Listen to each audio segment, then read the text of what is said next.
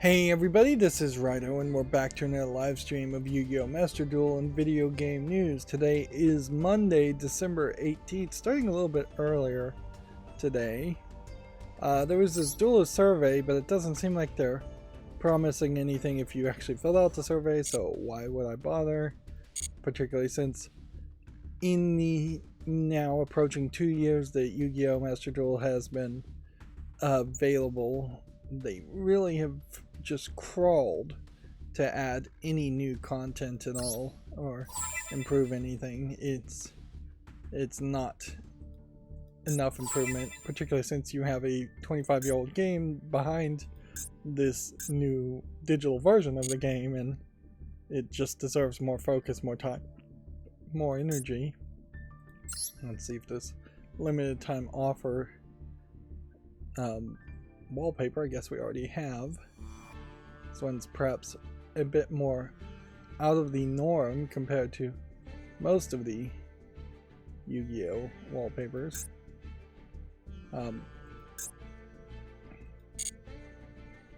It's gonna be, I guess, a weird catch-up section / accountability section today, because this weekend was, for personal reasons, just incredibly awful, and that awfulness in general ended up taking all of my time up, so I barely found a few hours here and there over the entire weekend to work on my smart on-air sign, and I'm making incredibly slow progress on that. It's just trying to get it to cross-compile the header files and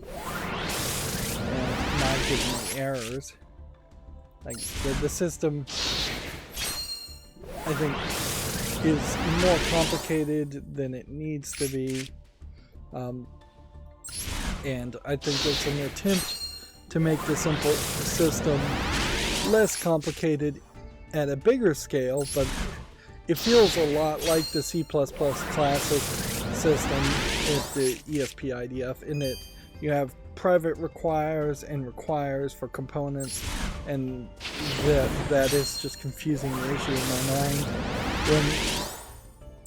when it really feels like you should just have a single file somewhere that has a single list of all the files to include as far as header files, and that all those header files should be accessible to all the other header files, and there really, in most cases, wouldn't be a problem with that.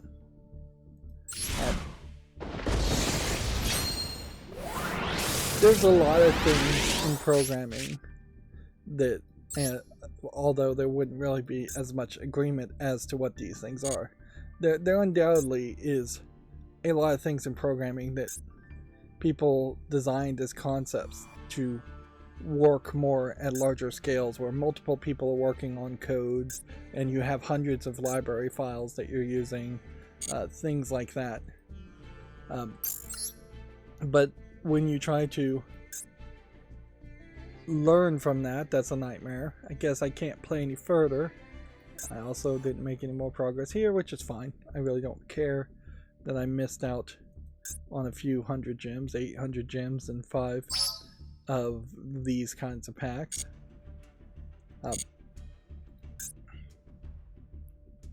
But yeah, there's definitely some flawed logic that became popular, got preached quite a bit, people became dogmatic on those kinds of programming styles, and instead of questioning whether that always has to be the right solution.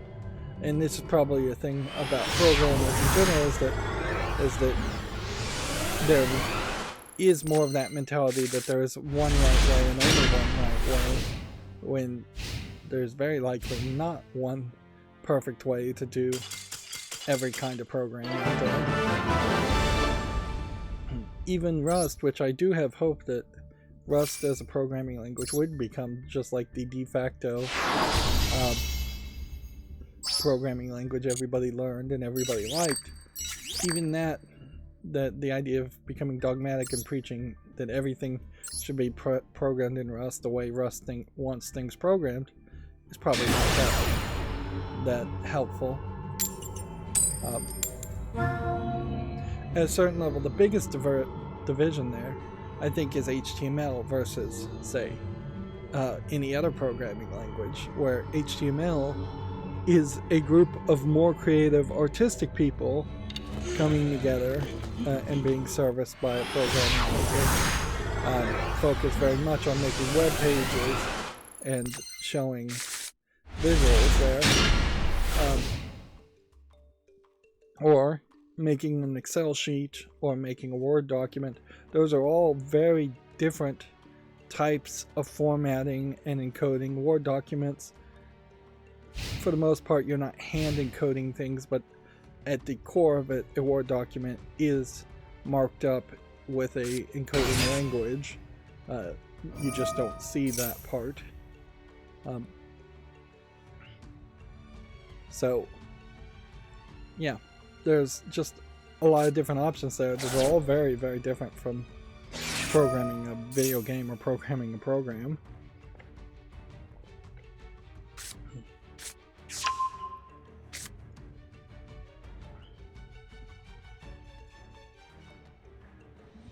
And it is fairly unrealistic to expect somebody who's learned how to make HTML documents to go start making web pages in Excel or making web pages in a Word document. You probably could get further towards making an HTML document or HTML style document in a Word program than you could in an Excel spreadsheet. And if you were literally not using HTML tags and trying to make a web page, it wouldn't really work.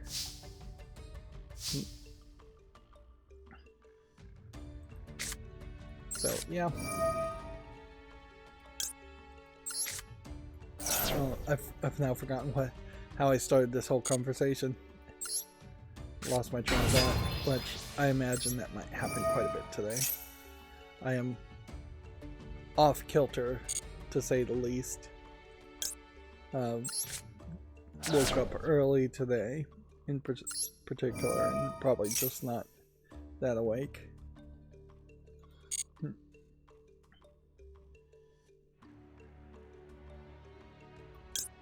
Yeah.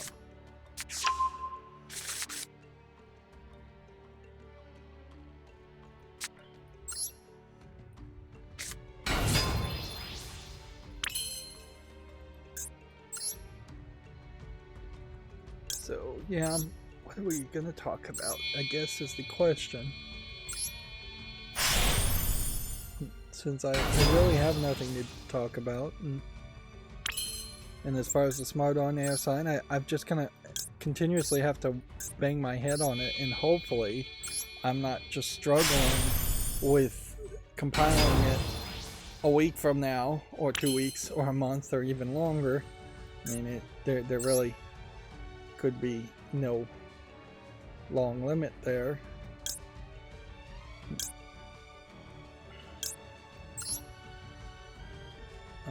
Let's cancel that. Let's start with this one, I guess. It's just a lot of work there that needs to be done, and then I need to just get the product out by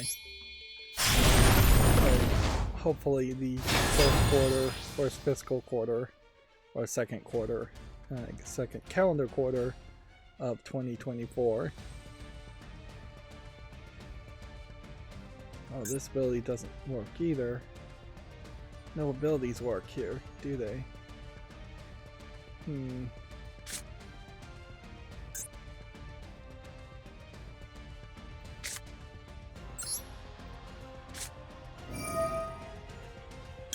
So let's toss this and see if destroying this does this.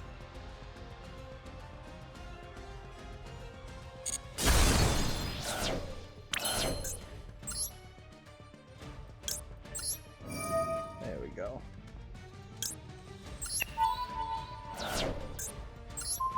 No, I think we're just gonna have to go into the news quickly, which will just make the stream shorter anyways. Which, at this point, I kind of just don't really care about that so much. And even if I really had a need to play more Yu-Gi-Oh, which, yeah, I don't know if I really have that big of a need to play Yu-Gi-Oh.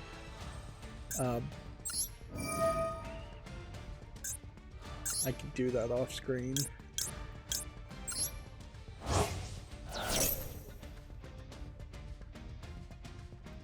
Let's see if we can do something.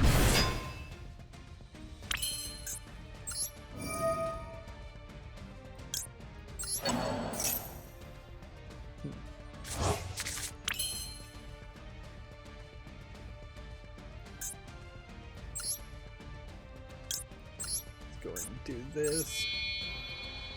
And this.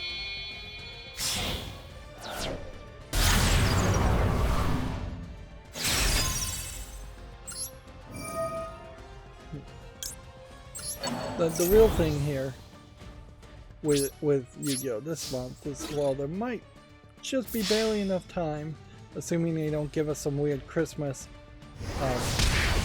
event between today being the 18th and the 31st. There might be enough time to get to done if I get extremely lucky, but I really wouldn't hold out hope on it. I imagine I'll just not play that much or run into people who have better decks that increase the struggle to actually get victories. Right.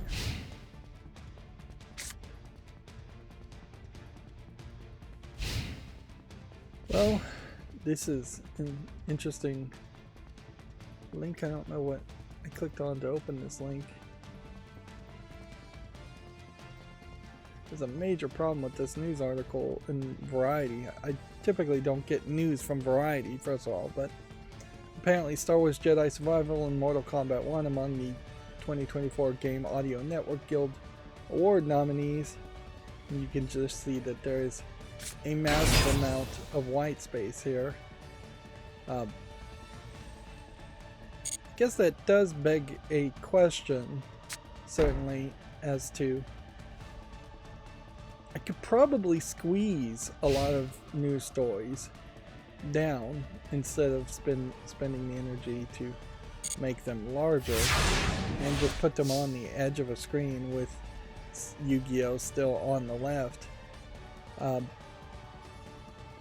I don't think that's the right way to do things. Like, at a certain level, I am trying to make my footage at least reasonably viewable if you happen to be watching on a TV through like YouTube streaming.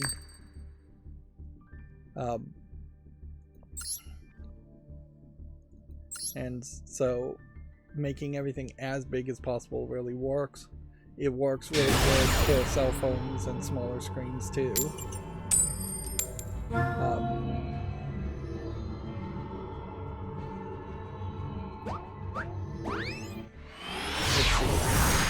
GameDeveloper.com has an obituary for James McAfee, Remedy's Games actor, has passed away at 65. He's a longtime actor in TV and film. McAfee came into games through Remedy's Max Payne franchise and continued to work with the developer throughout its work. It's a funny phrase. Seems like it would have been better just to say continued to work with the developer throughout, period. Because now you're saying it's referring back to Remedy, but potentially confusing it because you're possibly referring back to McAfee, or TV and film even as the subject. It's a long run-on sentence anyways. So yeah.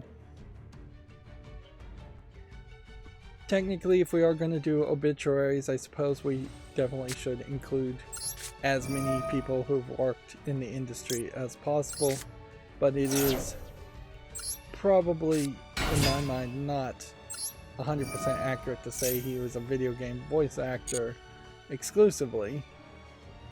So, and there is just that bristling in my mind where it always feels like there's slightly too much focus on video game voice actors, whereas a QA tester gets no attention placed on them at all, and programmers and artists and developers get no attention placed on them at all. And not that they inherently all need to be celebrities like TV actors, but video game developers should be treated with the same level of relevance that they would justifiably get an obituary notice to when they pass. And almost certainly, I suspect there's at least 3 or 4 programmers, people who work in AA, AAA, single A companies who pass away and don't get obituary notices put out. Inherently, I suspect a lot of businesses do not even put out notifications that someone has passed ever. Like, I could understand a business making the argument saying, here we have this employee and they've passed, but we don't want to just send out a mass email to all the other employees that this person passed before the family hears about it. But after the family's been informed, it really should be a case that there's some notification on that. I did have one experience where a coworker suddenly passed, and what they effectively did, I'm not sure this was right or not, is bring us into a group meeting, and they had hired for the day a psychiatrist, and then they made that announcement personally in small groups.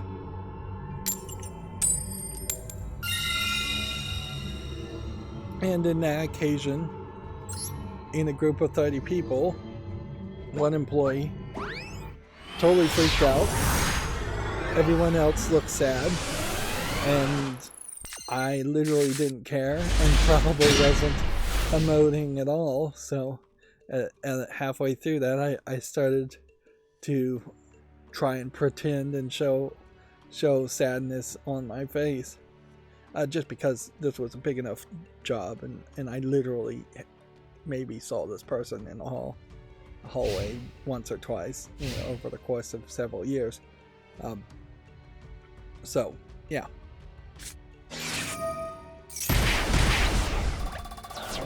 So yeah, that is a precarious situation, I suppose. In those situations, is that you don't want to just sit there and smile or show no emotion at all. You want to try and monkey see, monkey do.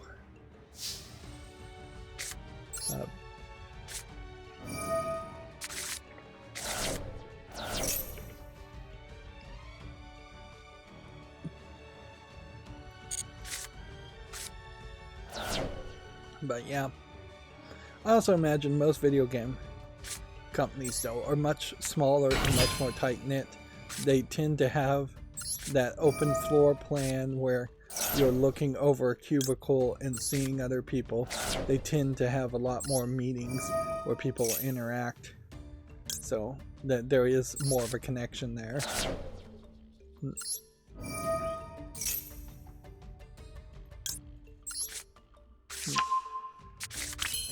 But I could also be wrong, so I'm willing, certainly, to admit that there is a possibility that all the obituaries are coming out, and it is just that there are slightly fewer people in the video game industry that do pass, which also makes a lot of sense. They're fairly young, fairly healthy people, and it's a young industry. Most people in the video game industry, even if they had been working from the time of Atari, which there almost certainly is less than 2 people that have been working from the time of Atari, most of them probably have been forced into retirement or into a different field that just doesn't demand as much time, as much energy.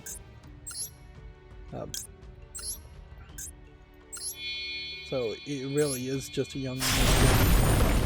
There's one thing that potential unionization could help with in the video game industry, as it seems to slowly happen more and more, is that you'll have, with union representation, the concepts of seniority and the concepts of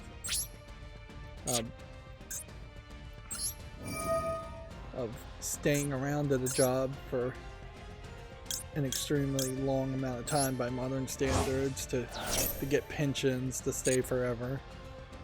The video game industry, in my opinion, is kind of suited well for that idea too, because there's only so many people that can become the project director, the middle management in these flatter infrastructures that exist in video game companies typically.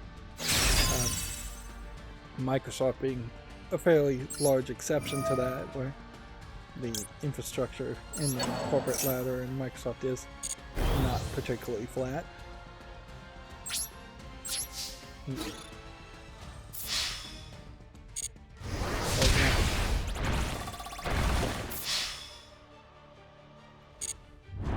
At the age of 65, James McAfee, to talk about him personally, I assume he passed away from one of the more elderly reasons. Let's see. Years-long battle with multiple myeloma. Multiple myeloma. I'm not sure I've heard of that diagnosis before. He played Tom Paine and Alex Casey in Alan Wake, and Zachariah Trench in Control. I couldn't even tell you who Zachariah Trench was, and I played Control. And I didn't actually play Alan Wake 1, and don't remember any of that, so I really am not a good candidate to continue playing Remedy games, since I didn't find them particularly impressive. In a lot of ways, and this is very controversial, I'm sure to say, but it is just an opinion I'm going to spout out. In a lot of ways, the what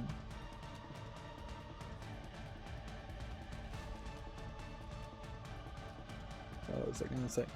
Yeah, the Control universe, the Remedy universe, feels like if it was done slightly differently, with a little bit more polish in different areas, it could be the next BioShock, or at the level of a BioShock game, but it just doesn't quite get there for me. But yeah, if anything, that's almost certainly what I wanted while I was playing Control, is that you would be in this weird building, and you would be running into things that were way more interesting to kill, like splicers, and that moved around and had more of a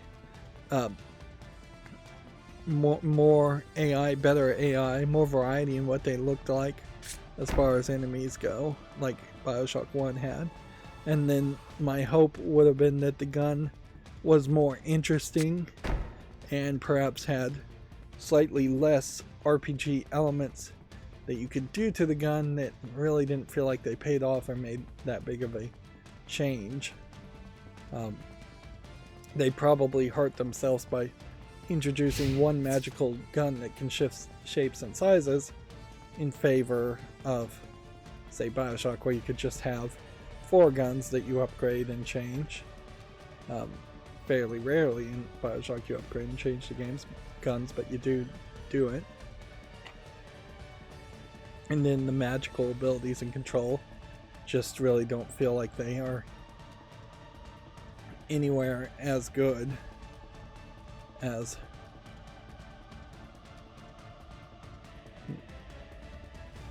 as they potentially could have been compared to BioShock. It would actually be fairly interesting if you could make some kind of mod where you take the control scheme and attacks and weapons of BioShock 1 and then put it in the control universe, in the control building, and with enemies that aren't particularly splicers but are instead SCP monsters of some sort. In general, I felt like Control also did a pretty poor job of connecting the SCPs versus to the other generic people you were fighting.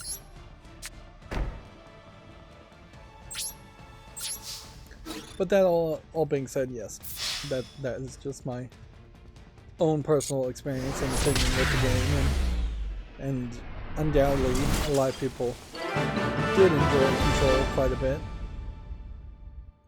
That being said, I think if you were to scientifically count the amount of people who are talking about Control now compared to the amount of people still talking about BioShock years later, there is almost certainly more hype and enthusiasm for BioShock.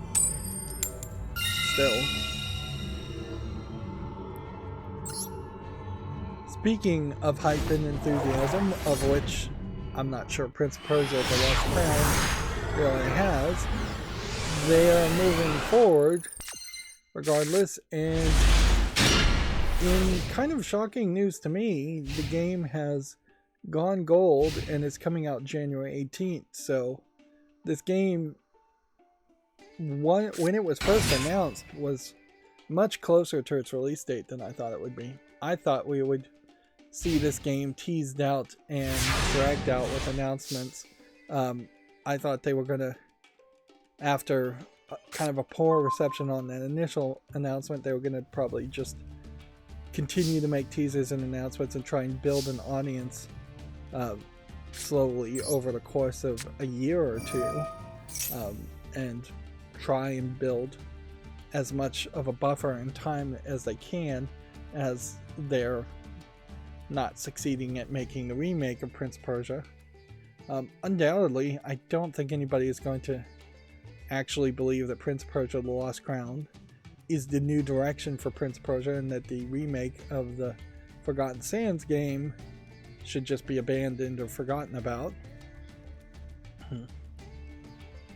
If anything, it feels like the Prince of Persia: Lost Crown game is a spin-off side game that very potentially wasn't even going to be a Prince of Persia game originally, and they instead were working on just a generic project, and then Ubisoft decided to throw the Prince of Persia name behind it to hope that it sells more. And that may be the case, or maybe it isn't. Well, you may never really know.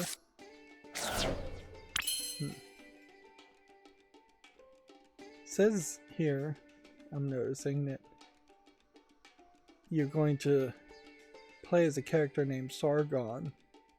There is a somewhat famous person named Sargon of Akkad that I mostly know because there is a...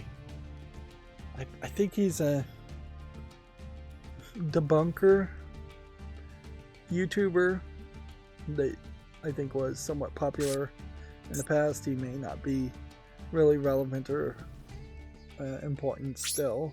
I haven't heard anything from or seen anything from him in a long time. But yeah, it would be interesting, I suppose, if we're playing as a character or playing as Sargon of Akkad. Of course, the "of" totally indicates that there almost certainly were many Sargons in the past, and it is just a generic name.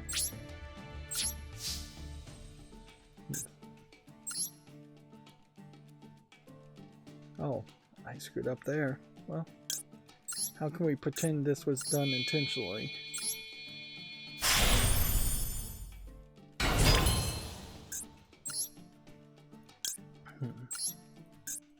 I guess we just will follow through and do as much as we think we can.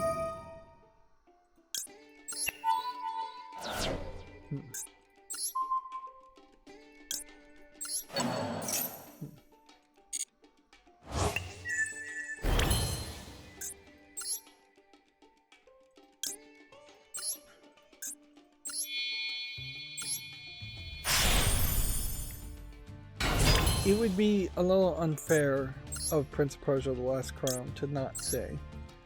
I think that, well, it doesn't really feel like a Prince of Persia game as far as the Sands of Time games are concerned, which is what most people are looking for in the Prince of Persia game, I think. I doubt very many people are looking for the original Prince of Persia games.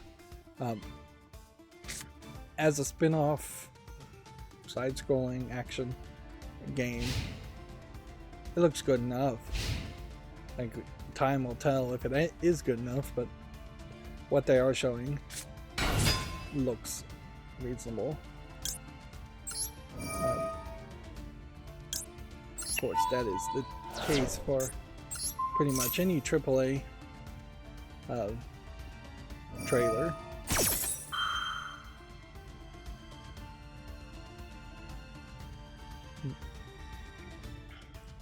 I assume we are going to actually have a Steam Winter Sale, but it's weirdly, I think, going to happen kind of in a terrible time. I think it's just dancing around and trying to avoid like the Good Old Games Winter Sale here from Video Games Chronicle.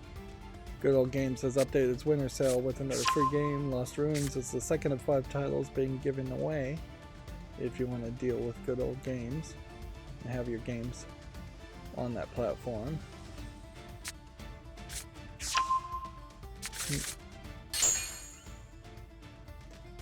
GameDeveloper.com says Activision Blizzard has settled the California discrimination suit, which it feels like there might have been a federal discrimination suit also, or the federal government was kind of unhappy with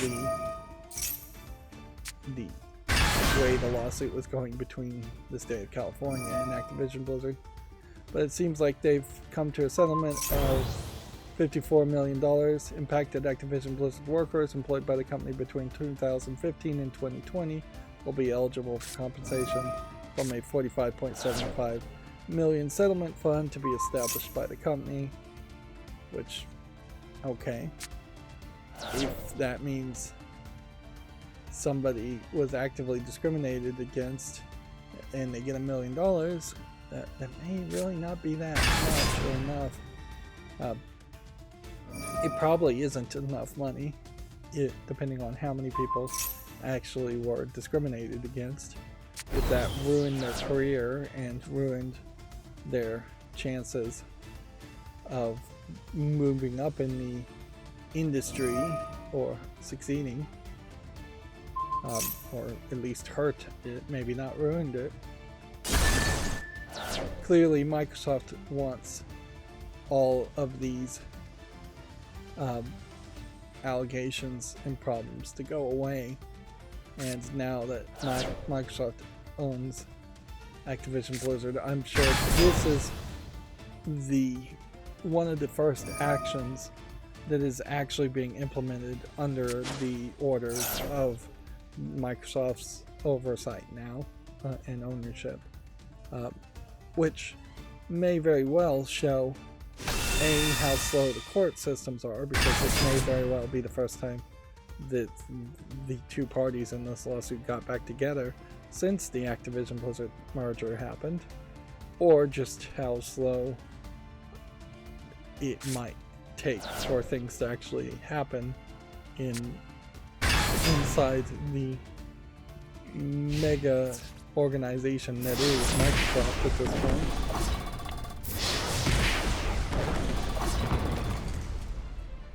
Which, yeah. One of the benefits and dangers of having smaller businesses is that there is less red tape, which means smaller businesses can potentially move faster.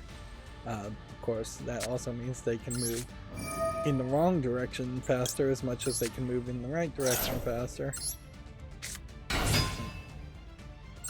But when you're talking a competitive system, which is what economics would be, capitalism would be, speed is definitely a virtue. You can't just be like the sciences and sit around for decades arguing a point until you feel it's been fully debated and proven with science and evidence.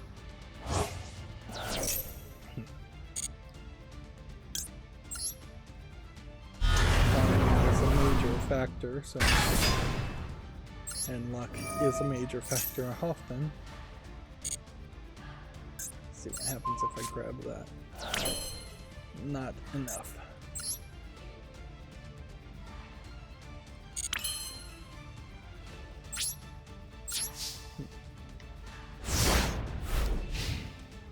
Here's that same story from Video Games Chronicle. Max Payne voice actor James McAfee has passed away. He died after a battle with cancer, age 65.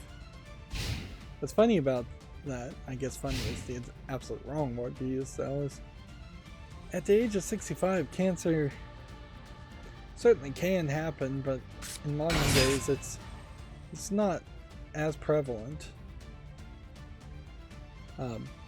I'm still getting these quote tweets from Video Games Chronicles, which they really need to change visually how this works as far as these updates. I guess these are updates with quoted tweets.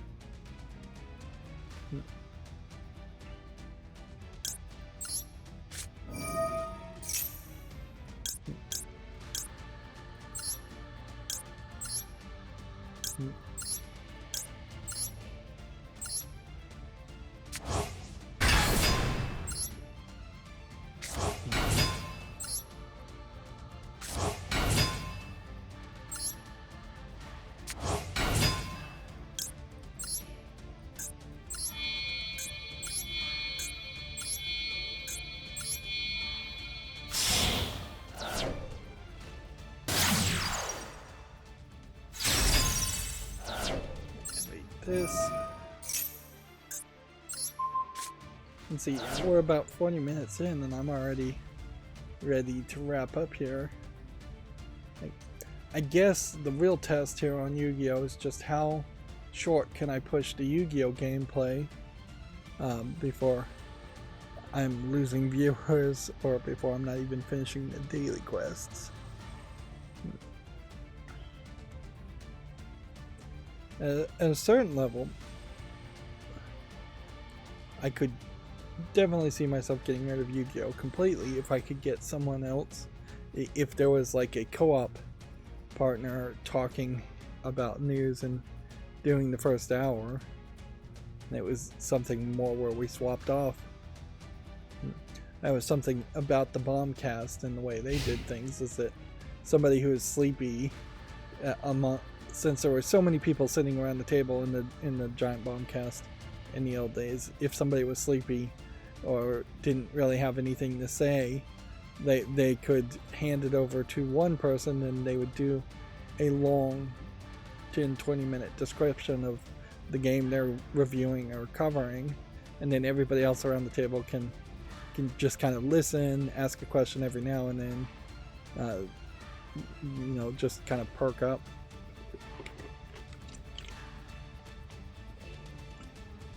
Well, also though, I think maybe the Bombcast was mostly recorded sometime more in the afternoons for the people, so they were already awake.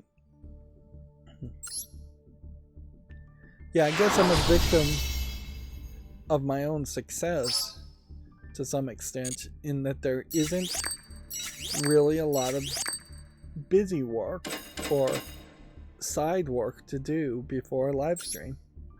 Every Monday, Wednesday, Tuesday, and Monday, Wednesday, and Friday is when I stream. Wow, can't believe I got that wrong. Still not really making any progress as far as fusion summoning in the proficiency test. What are we on the season points?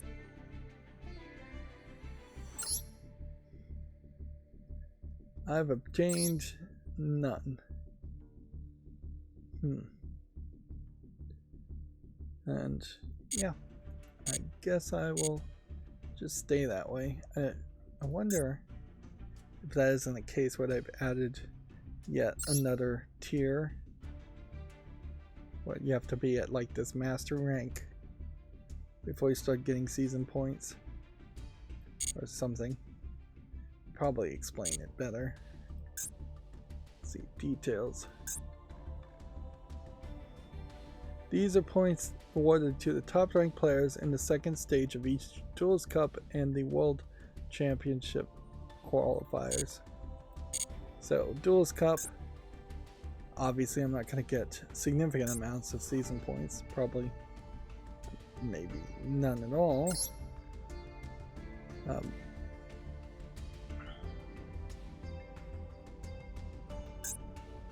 Let's see, season points go to people who are in the top 100 only on the second stage, and I really didn't qualify for the second stage. That's a great example of adding content that is incredibly insignificant for the vast majority of people, just because the vast majority of people are not going to they're not going to reach that qualifier. The more I think about it, and the more I continue to play Memento Mori on my cell phone, which honestly I guess I probably didn't even get all the dailies I would have wanted to over the weekend. The idea of having multiple instances, multiple worlds, really would work well in this game. If all of a sudden every month there's a new group, a new world where you're able to take your Yu-Gi-Oh cards and play them against a new group of people that aren't the whales. Although, to balance that out, you would have to make the world reset your save file too, so at a certain level I could only see myself taking like the original world, which would be the current save file that only exists, if they created a new world outside of that and I had to collect all the cards that I have over again. That would be a nightmare scenario. Although it kind of doesn't matter. It only really would matter more, and it only really works with Memento Mori in the fact that there's probably only about 36 collectible characters in Memento Mori. If there were only 36 cards in Yu-Gi-Oh, then that makes sense. But since there's about 10,000 cards in Yu-Gi-Oh, it really doesn't make sense.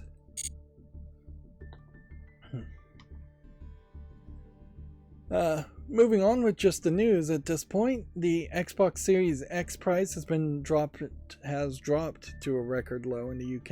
Amazon is offering its cheapest ever Xbox Series S price also.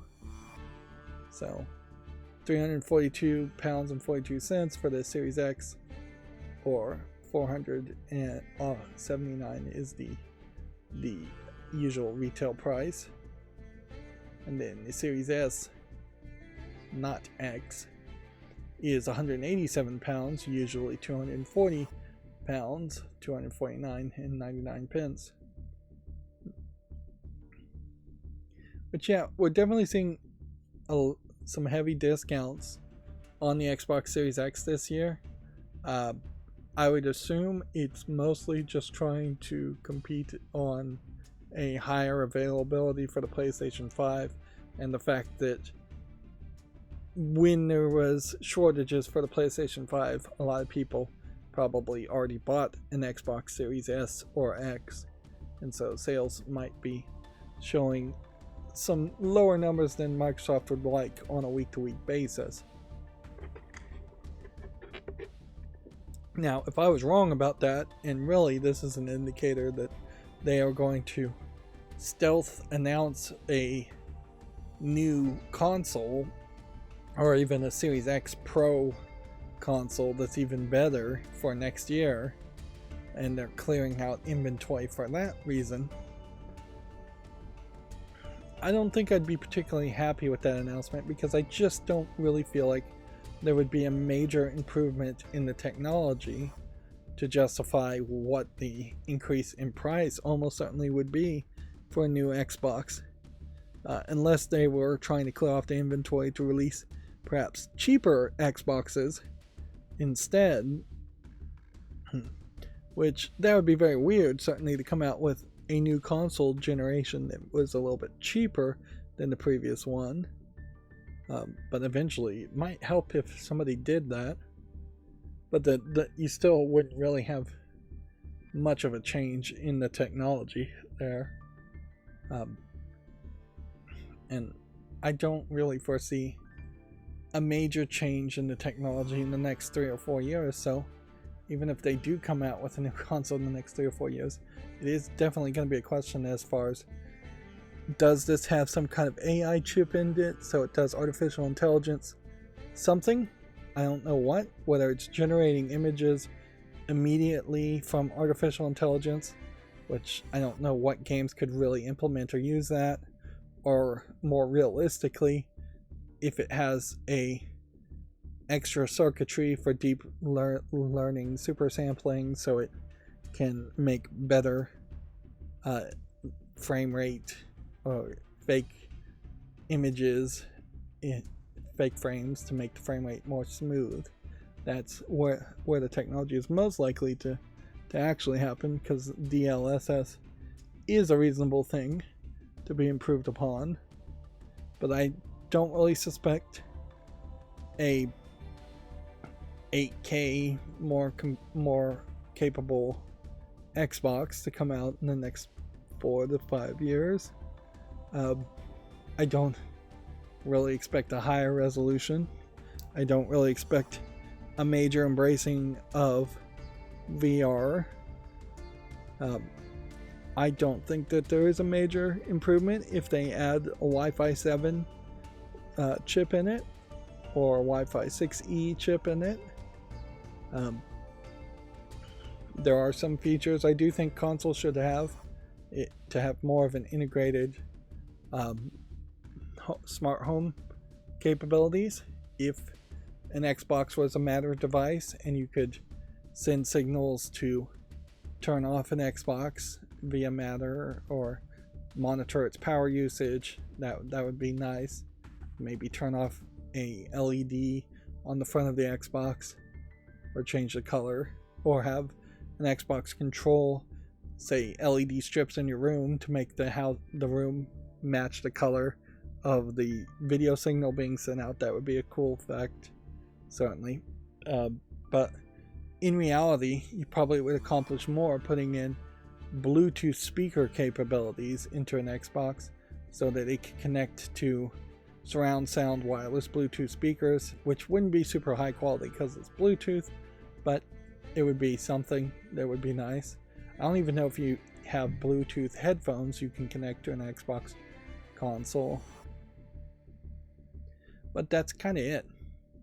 My bigger concern is that with Best Buy potentially not selling movie discs anymore, is Best Buy potentially just going to stop selling entertainment products in general, and then all of a sudden we're going to have a case where the video games on discs as a concept are severely difficult to get, or just not available to get at all, because potentially you only can get them at GameStop or a small shelf on Walmart. I wouldn't be surprised if Walmart starts to follow suit. Like the Walmart entertainment section that I see whenever I go to my local Walmart is incredibly smaller than what it used to be. There's like half a shelf of DVDs, and you're seeing books on the shelves right next to the DVDs, and the video game wall, it's like one shelf for divided in three for Nintendo, Sony, and Xbox. So yeah, increasingly the electronics section is around selling tablets and smartphones, which 10 years ago we wouldn't have had any of that inside of a Walmart. And that's exactly the same thing Best Buy did too. Best Buy increasingly was about selling cell phones and tablets. Another concern as far as the potential next generation of consoles is if Sony, whoever's in charge of Sony next, if they're not interested in a new disc format, if Sony in general, the parent company of Sony Interactive Entertainment, the PlayStation divisions, if just the Sony motion pictures and movie part of Sony is not really interested in selling discs at a higher quality or reselling the same movies once again, then we are going to struggle to find who would be the major flag bearer for a new generation of discs, really. Yeah, we can obviously think about making more layers on a Blu-ray disc and just sticking to the Blu-ray standard, but we probably need to start looking to see if there is an infrared or ultraviolet, whatever would be even further to a smaller wavelength on the light spectrum, lasers, those type of lasers, to potentially read discs that have even more data per layer per track. A lot of that is necessary for continued ability to back up large amounts of data, but it is pretty much only necessary for that. Like, as far as playing back movies, we may not really need a new standard, and then that certainly stagnates the industry of buying movies on disc, which they're definitely, the likes of Netflix and streaming services are trying to go more in that direction. One of the slick deals I have been seeing is a lot of Best Buy steel case versions of Disney movies in particular. Alright, let's go ahead and hit our translate. Which one is that? Actually, there we go. So I saw this getting retweeted. Sawaki Takayasu, people of El Shaddai. His representation works include Devil May Cry, Tetsuki Zero, Mask of the Eclipse, Mugen Voyage, God Wars The Lost Child. Anyways, he put out this tweet: El Shaddai Switch version progress report. An important report will be made on YouTube at 8 p.m. on December 20th. Which, yeah. I think El Shaddai was ported to PC and is already on Steam and has been for a while. It didn't really make a big impact if it has already come out. But yeah.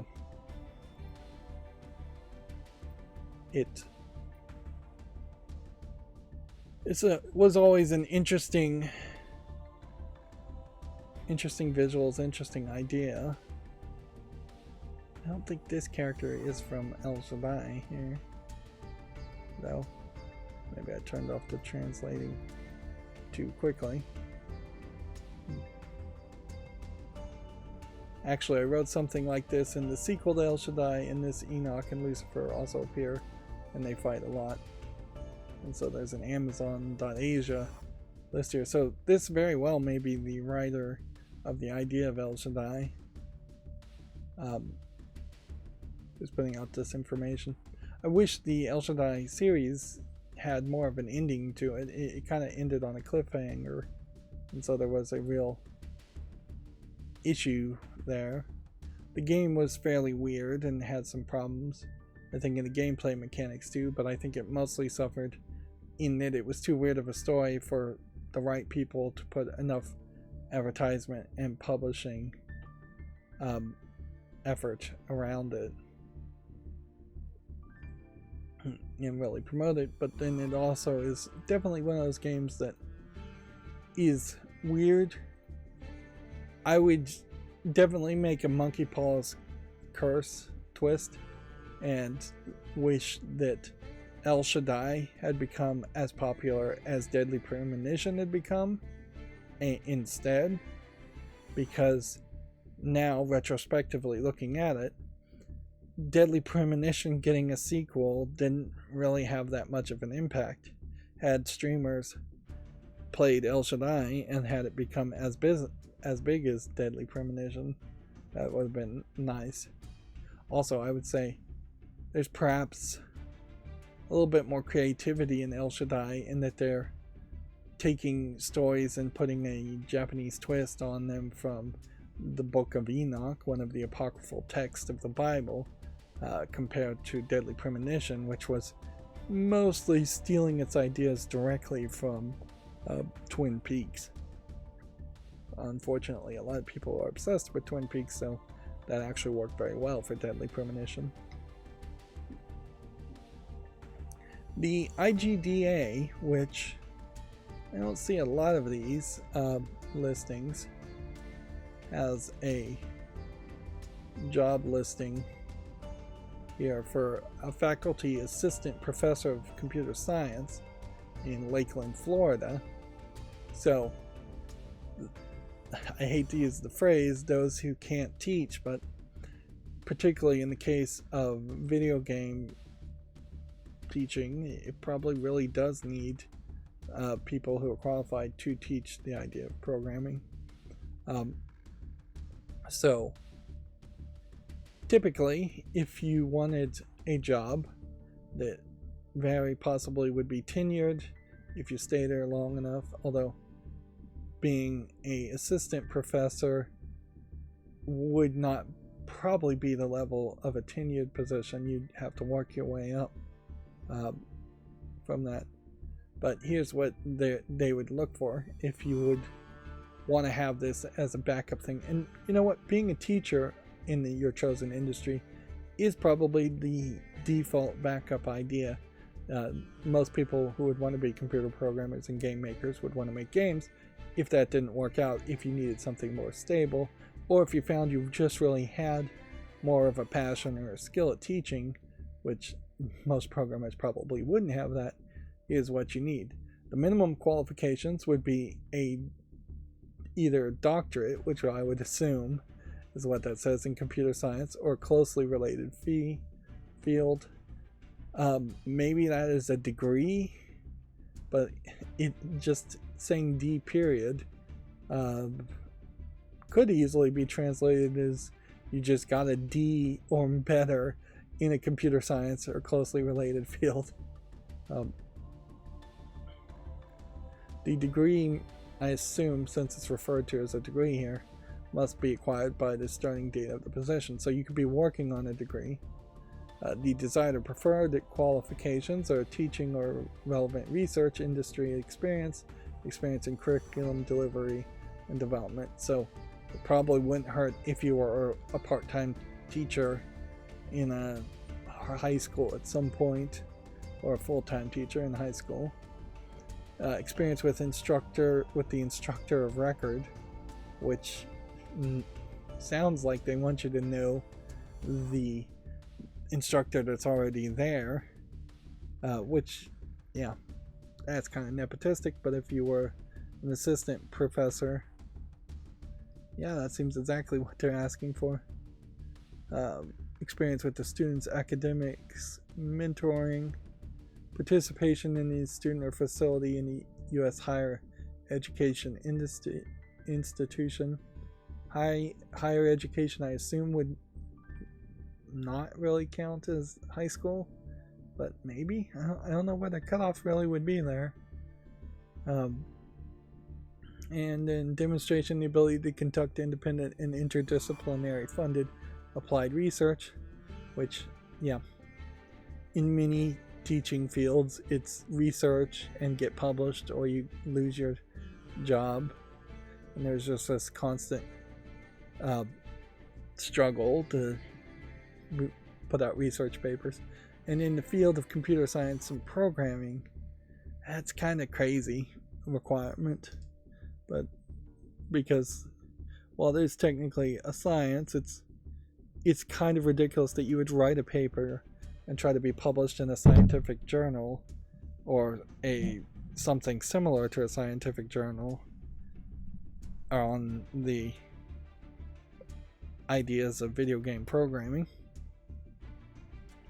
They want you to have experience as contributing author or sole author on research proposals, and an active partnership in professional activities and organizations, prior professional U.S. experience with progressive increases in responsibility, and demonstrate ability to communicate and work effectively with diverse campus community, which, well, that probably is a real requirement to work in any campus these days. That is also a very similar to the generic requirement for almost any job, where you must have good communication skills and work well with others. But yeah, there is definitely weirdness in that so much of a focus here is on research proposals for being a faculty assistant professor of computer science. And in my own personal experience, and I can only really talk to that, a lot of computer science in colleges can be very generically focused around whatever teaching methodology or whatever books they're teaching, instead of being more focused on either game development or database development or security. Like, there are higher classes that focus on that, but then there is also this weird general computer science path where you could really just learn the rules of computer programming, but then not really have a lot of applicable knowledge as to what you would do with those skills once you graduated. The desired or preferred areas of teaching and research are game development and simulation. Interesting there, because if you're going to use the phrase simulation, you would almost certainly think of that as being some kind of VR simulation or some kind of industrial simulation in VR, and instead of a entertainment-based game. Even though there might be a lot of overlap there, there's also fairly different division there. And then they subdivide that into computer graphics, game design, etc.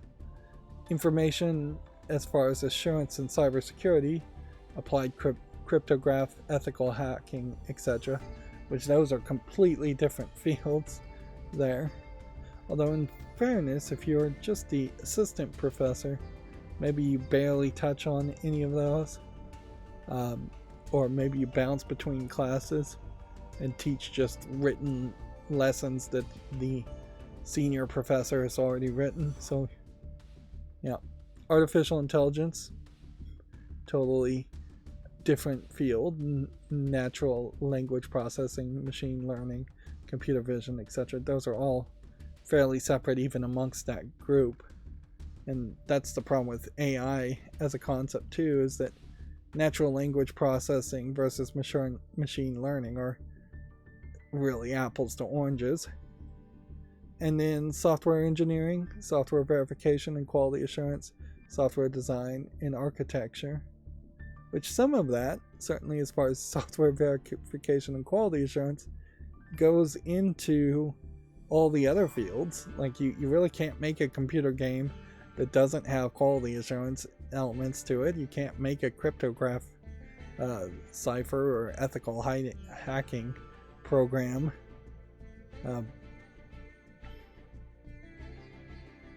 Now, I won't speak to the level of quality as far as Florida Polytech University, since I don't know any of that.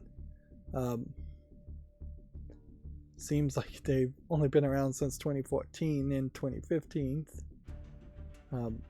So they're perhaps a smaller college or newer college, maybe not small at all. And then your expected starting salary, which really this should just be illegal in general, is going to be commensurate with the experience and qualifications, which that is not speaking to anything. And I appreciate the efforts. I don't think they've really succeeded well in New York City, or it may just be Manhattan, it may be all New York State, where they have forced all of the job listings in at least Manhattan to list actual numbers. That being said, they have already started cheating that system from day one, in which they can list a range. So they can list that the pay will be anywhere between like $7.25 minimum wage, whatever, if that is minimum wage in Manhattan. It probably isn't. It's probably higher than that. And $100,000 or $1 million a year salary, because they can just spread it out between the lowest paid employee and the biggest paid employee. Then when people apply thinking they might get $1 million annual salary, they get told, no, you're getting the $7.25 an hour hourly wage. Which, yeah, I'm not even sure if there really is a split in that law in Manhattan, where you have to split hourly wages between salary wages. Salary in many situations is not better. It sounds better because you're not being held to specific hours, and you're not really in a situation where working overtime is usually necessary because the salary seems to be higher. But in most cases, people with salary, middle management, and salaried associate level employees are expected to work more hours than overtime, and then they're not getting overtime pay at all. There's more information here as far as the position is open until filled. Employment is contingent on proof of legal right to work. Is there a drug test? Though, interestingly, no drug test, seems like, although nothing really stops people from springing that on you later. All applications are required to submit in following in a PDF format, which PDF is still the format so many people are using, because PDF formats don't change from computer to computer. It's not really a great format, but it is the industry or business standard amongst most industries. They want a cover letter and a curriculum vitae, which I'd have to look up what a curriculum vitae even means. Seems to me like that's probably a short summary of what your curriculum would be, or what you'd like to see it.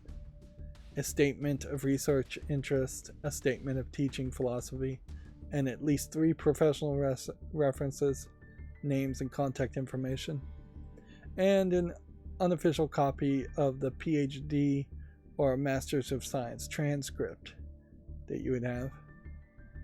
Then they have a boilerplate equal opportunity paragraph here, and a diversity statement, which is not too much different from the legally required equal opportunity.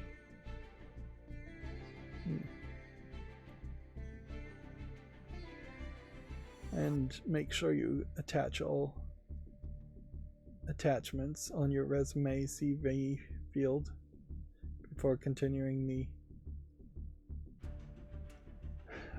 application. So yeah, is that really a lot? Not really for that job, that style of job. Do we see a lot of job listings in general in the teaching profession? No. And see, that is something certainly GameDeveloper.com was doing a lot more of, but it seems like they've kind of slowed down, moving away from that.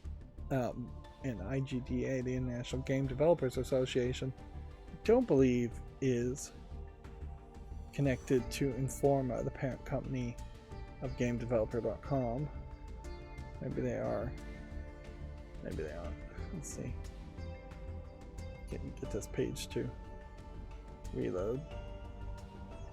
No, it doesn't look like it's connected to Informa.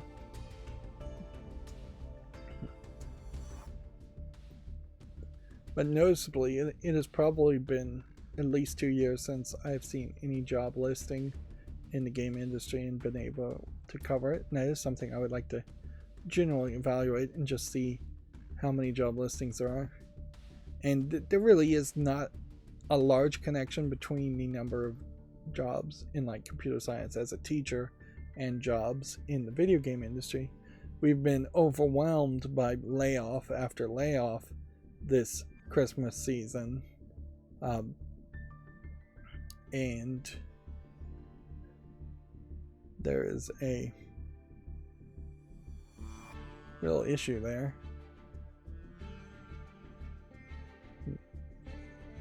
So this guy, A. Moogle, apparently made this animal head for Lego as a piece at some point. Let's see, in 2022. And he's bemoaning the fact that he is a video game developer, or and he is, his potentially most impactful legacy will be in a totally different domain than your usual skill set. He's a coder, and he wasn't expecting for a Lego brickhead to be designed based off of him or designed by him.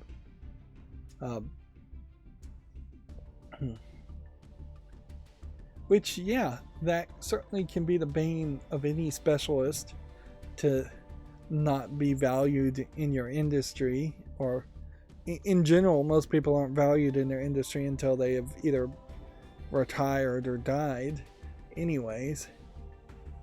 But yeah, I can certainly feel his pain, and this may not be super video game related, but one of my most successful YouTube videos, outside of the newer YouTube shorts, which are also super successful and include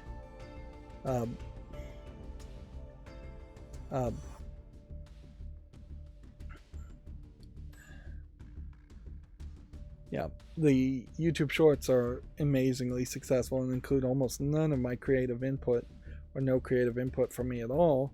And then before that, one of my most successful videos still today is me making a Wheels on the Bus Minecraft video, which does not really match with my channel. It's too kid friendly, where the rest of my stuff is slightly more mature than that, and targeted towards young adults and adults, if not older adults.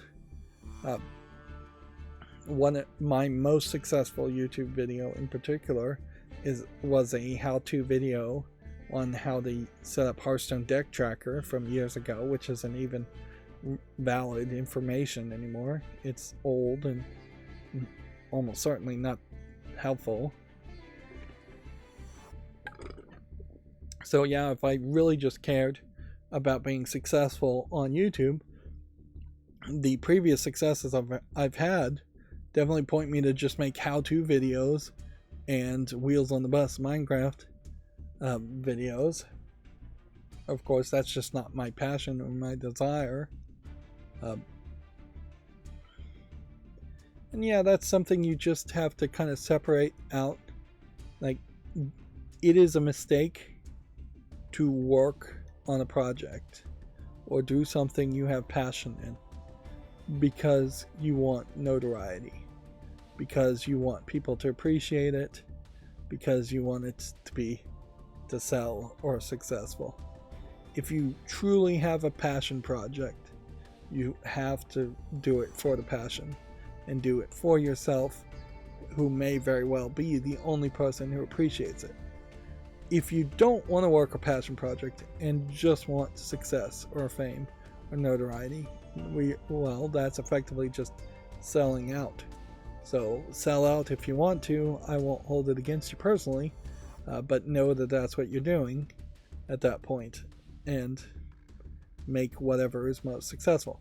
That being said, on YouTube, selling out doesn't work any better than anything else does, because there's already way too much competition of other sellouts, and that leads to the real problem where people are desperate for views and they're selling out over and over again and just compromising themselves over and over again, to the point where they're going to suicide forests and finding dead bodies for content.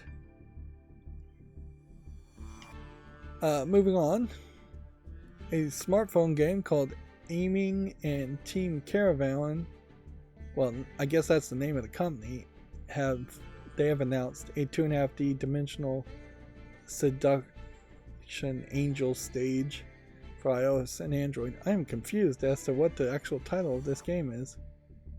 Is it Dimensional Seduction Angel Stage? Or is this an existing game? What kind of game is this? From the looks of it, I suspect it's a shoot 'em up game with a lot of anime waifu lewd characters. Almost feels like 2.5 would be some kind of series. That told me absolutely nothing.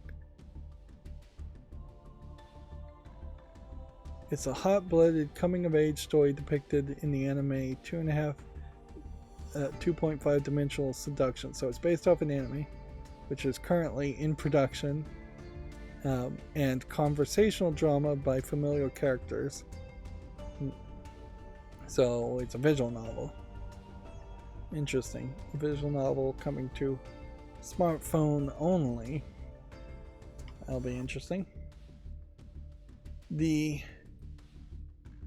game fund Astra has laid off employees before the holidays. The Astra Venture Fund, focusing on thinking games, has suddenly made its first round of layoffs just weeks before the holiday season.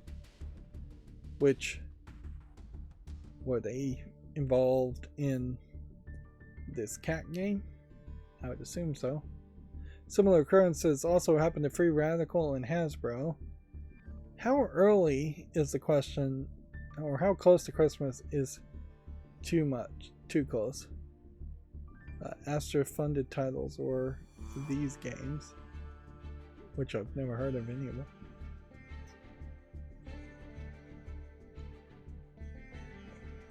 At a certain level, I guess nobody is going to follow a script as far as if December 1st was just agreed on as being that's the finish line. If you're still employed at December 1st, you're not going to get laid off for no cause until January 1st at least, which it doesn't really change much if you were laid off on December 26th versus January 1st. You're still going to be laid off.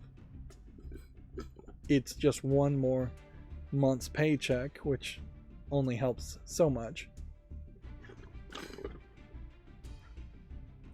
I could see a good Christmas law being passed.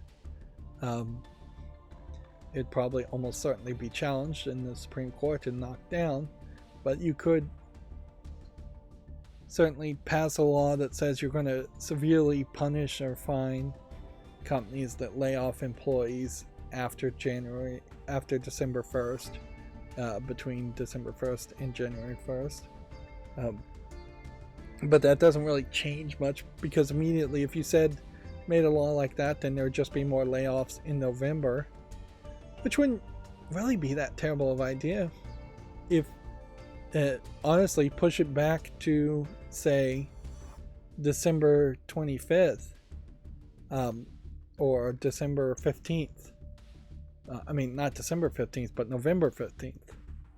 If there was a law that said you can't lay off people without cause between November 15th and January 1st, then you create a situation where all employees who stay employed at that time are locked in. They feel somewhat secure.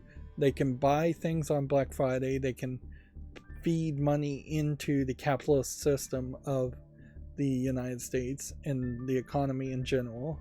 They can buy products for Christmas and be happy with all of that. But it all is really just a false thing.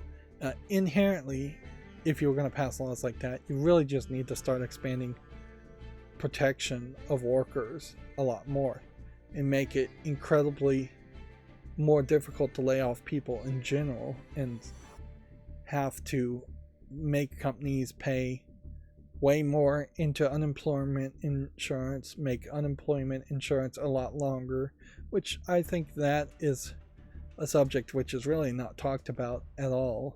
If you even qualify for unemployment insurance, that there's been no discussion around how long it takes for somebody to actually get a job, and how that length has changed over the years and gotten longer and more difficult. And the unemployment system is really set up to just reduce the amount of benefits when you're on unemployment, to make you more desperate, to make you take a lower paying job, a worse working condition job.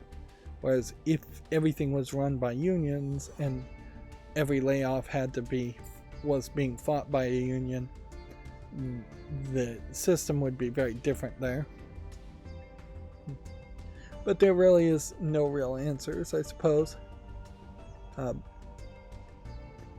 make my nearly daily argument for universal basic income to say, if all of a sudden people were getting universal basic income, there would definitely be a lot fewer, quite fewer number of people who desperately needed to work a job and wouldn't be as affected if they were laid off, and there would be a larger struggle for employees to replace people that they lay off, because a lot of these layoffs are literally people that they just rehire and replace with different persons, but the position is just refilled a year later, 6 months later.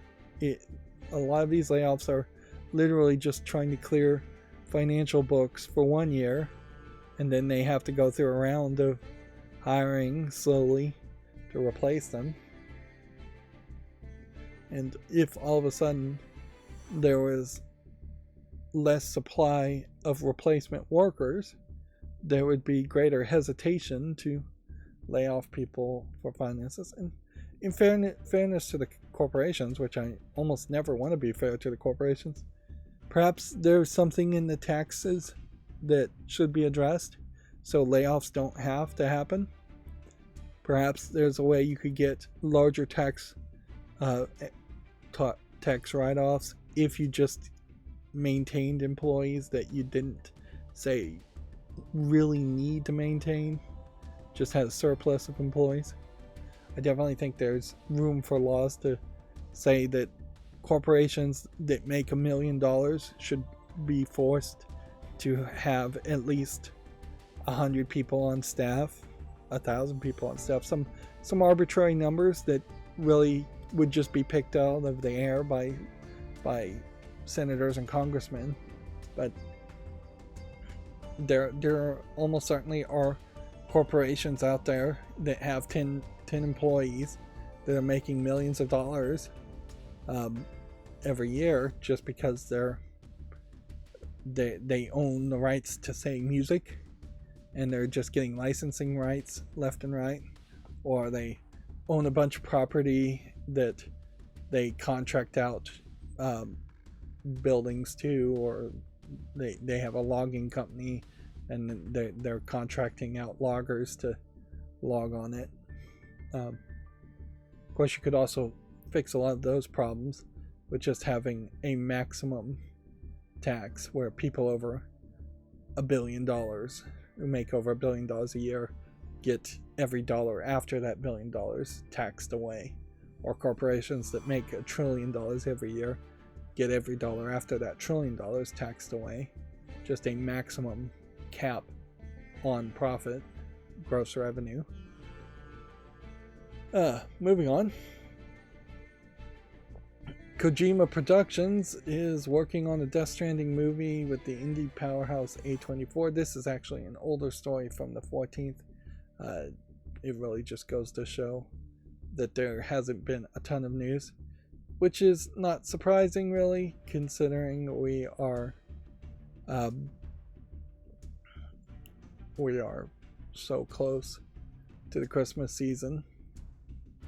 And for the most part, I am still seeing that exact same situation as far as games that have come out. There's not anything that is AA or AAA quality really being released. In fact, that Prince of Persia game very well may be the first game. This one doesn't support English, does it? Oh. Yeah, that might be the first AA or AAA game to come out in the recent future. Here I'm just highlighting the games from last stream that caught my attention and effectively just giving it a double pass, the second pass, to see if the quality is good enough. The idea of a forging game would be slightly interesting, but I almost want a simulation forging game where you really are slamming the hammer to the anvil and heating the metal, instead of that aspect being automated and just a animation. And I'm not sure too many people really would want that. And that almost feels like that should be in VR, but if you were swinging an artificial hammer in VR, you're going to hit something, smash a thumb or something. And the visual polish here is just not good enough. This is some kind of zombie card game. It doesn't look super great, but I'll give it a chance. Another card game. This is probably just a generic horror game. Probably shouldn't give that a chance. It's some kind of RPG game. Yeah, I think I can say no to that.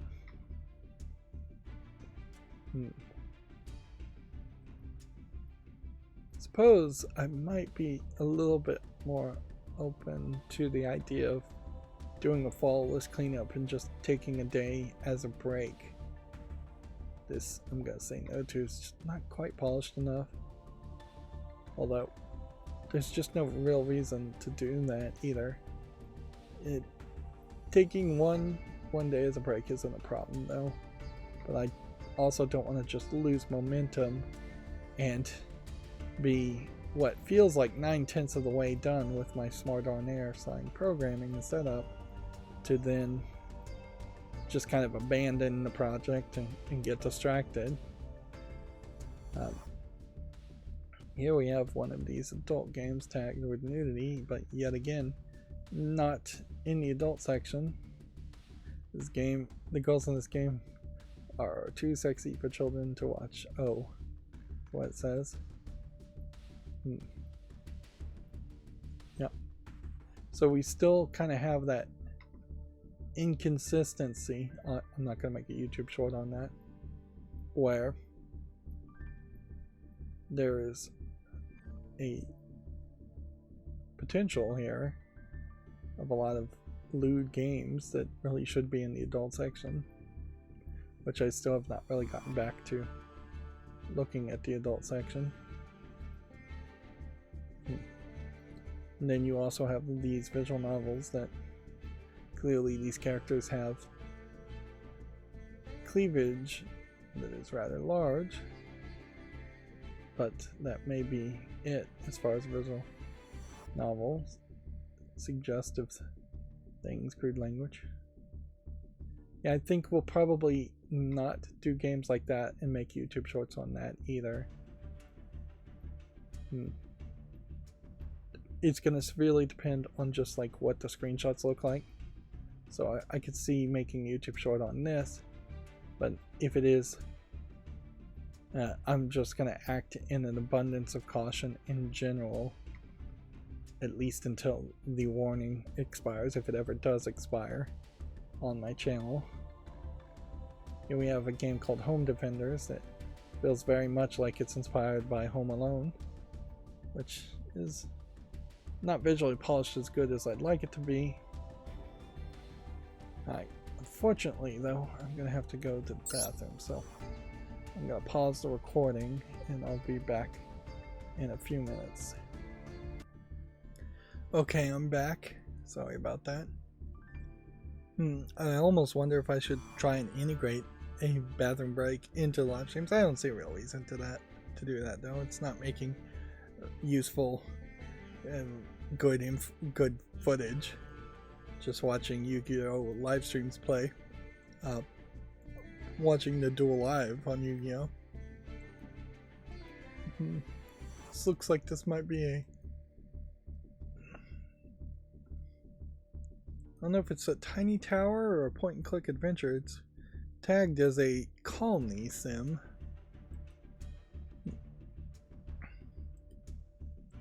Here you have some different bloody art for some kind of side-scrolling paper cutout game. Survival horror is tagged as. And then here we have Hibernation Day. This Aztec game, I wanted to potentially show it off, but notice here I didn't actually put it on the follow list. And increasingly that is a thing that I need to do, is show off games and not just put them on the follow list. Like this cosplay club is another example of something that really shouldn't have been on the follow list, and I really should just show it off. The art style here just isn't conducive enough for the idea of cosplay. If you're going to show off cosplay, you kind of need hyper realistic, high polygon graphics. You can't go low polygon and make sense there, because a blue low polygon dress or a white low polygon shirt is going to look way too close to any other low polygon dress or shirt with just slightly different color palettes on them.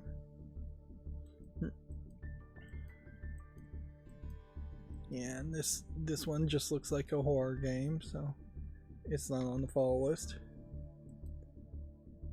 Yeah, we've got yet another Five Nights at Freddy's Help Wanted 2 and Grunder. I think we could take that off the follow list too. Just doing a second pass. Now, important to point out, yes, that because this one's mixed, I'll take that one off too. All I'm showing now is a small slice of games compared to what I was showing before, which, yeah, maybe that's for the better overall. If I have shorter videos with the same amount of watch time, theoretically, videos might get recommended more by the YouTube algorithm. Here we have one that's mostly negative, which is a shame because at the visuals here, it feels like it's got some polish on it. I want to do a little research and see why this is so negatively reviewed. Well, painfully obvious the game is a mobile game with microtransactions, but the devs just stretched the backgrounds to 16:9 and uploaded it to Steam. Even the placement of icons still matches the mobile UI rather than moving into the corners of the horizontal view. The game has no tutorials, the indicator even of which items the screen are clickable. Gameplay is confusing, and once you understand what they want you to do, you get bored within 15 minutes. The game is currently quite boring and no tutorials that can help you make you understand. I'm a little glad that we haven't gotten to the point yet where there is just a flood of fake reviews on Steam. I think maybe Valve does a somewhat good job in somewhat combating that, because you actually have to buy the games to review them and play the games to review them. Otherwise it gets very highlighted very quickly that you only spent 5 minutes in the game and then you wrote a boiler script repetitive negative review. Now, why would there be negative reviews that were fake? And fake is certainly a dangerous term to use, because there's going to be plenty of game devs out there that claim negative reviews are fake when they really aren't. But what I mean is, when you look at listings for products on Amazon, whoops, hit my cell phone there as I was trying to turn off the screen. When you look at product listings on Amazon, it's often the case that there feels like there's a decent number of reviews there that are fake in the positive direction, and a decent number of reviews there that are fake in the negative direction, as you have one company selling a very similar product trying to reduce the overall score of a competitor's product, which, while totally illegal and against Amazon's own rules, most of these companies are also being based out of foreign countries like China, so they can almost get away with almost anything. There almost certainly will be a date. I guess this has to leave the following list because of its poor quality at the moment. It's a shame. Kind of think that the graphics might have offered something there. But overall, I guess it's probably not much of a game. There will be a point, certainly, where competition gets so high and these kinds of things happen, and I wouldn't be surprised if on other storefronts it is much more prevalent. But that is one thing that Valve will constantly have to fight. And it doesn't ever really have to become an impossible, overwhelming situation either.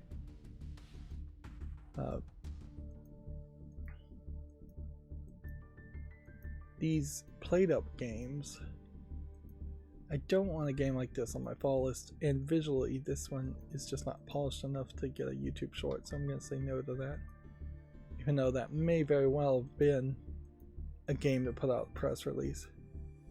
But I also probably need to start curating a little bit more too. Ever since I started making YouTube shorts, there has been this consistent issue of there being way too many YouTube shorts anyways. So scaling it back does have an appeal to me. It's interesting, you have like these tarot card characters on a side-scrolling hack and slash game from the looks of it. Tarot inspired characters, I guess, or activities. And then this Pixizzle Cross Seasons of Stories still looks good enough. So yeah, those are the games from last stream. As far as our activity as far as what people are playing, as we should be approaching right about now, either today or Friday should be the point where a significant number of kids are getting out of school. Now, how many kids are really playing games on Steam? In general, that's very debatable. Lethal Company definitely feels like a game that's being promoted by the type of YouTubers who would be promoting games to little kids or teenagers. Although teenagers these days do still seem to be falling into this style of games that they just play forever. Play Minecraft for years upon years, play Pokemon for years upon years, play Fortnite for years and years. And there is a real danger that would be bad for the game industry if all of a sudden there are 5 games and they are just the exact same 5 games, and that is where the vast majority of people go. Although there have been similar concerns that once, like Schindler's List as a movie came out, that would have just been the perfect movie and nobody would ever bother to make more movies or see any more movies after Schindler's List came out, and that didn't really happen. Although in the longer run that might happen. Arguably some of the earlier Marvel movies were the perfect Marvel movies, and it is more appealable to go back and watch the earlier Marvel movies than watch some of the later ones for the first time. But yeah, I will want to try and keep an eye out on the numbers and see if they spike significantly in the next couple of weeks, and if games in particular that could be attributed to kids start to go up. Although in all fairness, my chart's not really helping me much with that. That venture was started too late in the year and has been too buggy to accomplish what I had hoped for. So it definitely feels like a experiment that has not succeeded so far. I won't say it's failed, because it has at the very least made some progress as far as just giving me an idea of trends. Here we can see that Apex Legends does seem to continue to go downward, and GTA seems to be losing some enthusiasm, and Naraka Blade points going down. Lethal Company is skyrocketing upward, though. Call of Duty seems to be going upward also. Rust is going upward, and Team Fortress 2 is coming upward. The Finals is going downward. So it definitely feels like, amongst my buggy chart here, that there are a changing of a guard, effectively, of what the number 5 through number 10 position of the top games are. That there are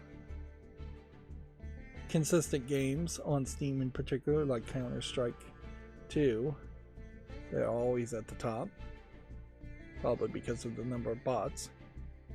And then there's slight changes when games get popular in the lower part of the scale. So I really should probably cap it at 200,000 and only focus on that level, 200,000 to potentially even 50,000 players in a 24-hour period. And this chart is continuing to squeeze itself perfectly fine. It has not scrolled off from the 16th of September, which was the first data point. There have been days, certainly, though, that I have not gotten all of the information correct, and that's where there is these disconnected dots.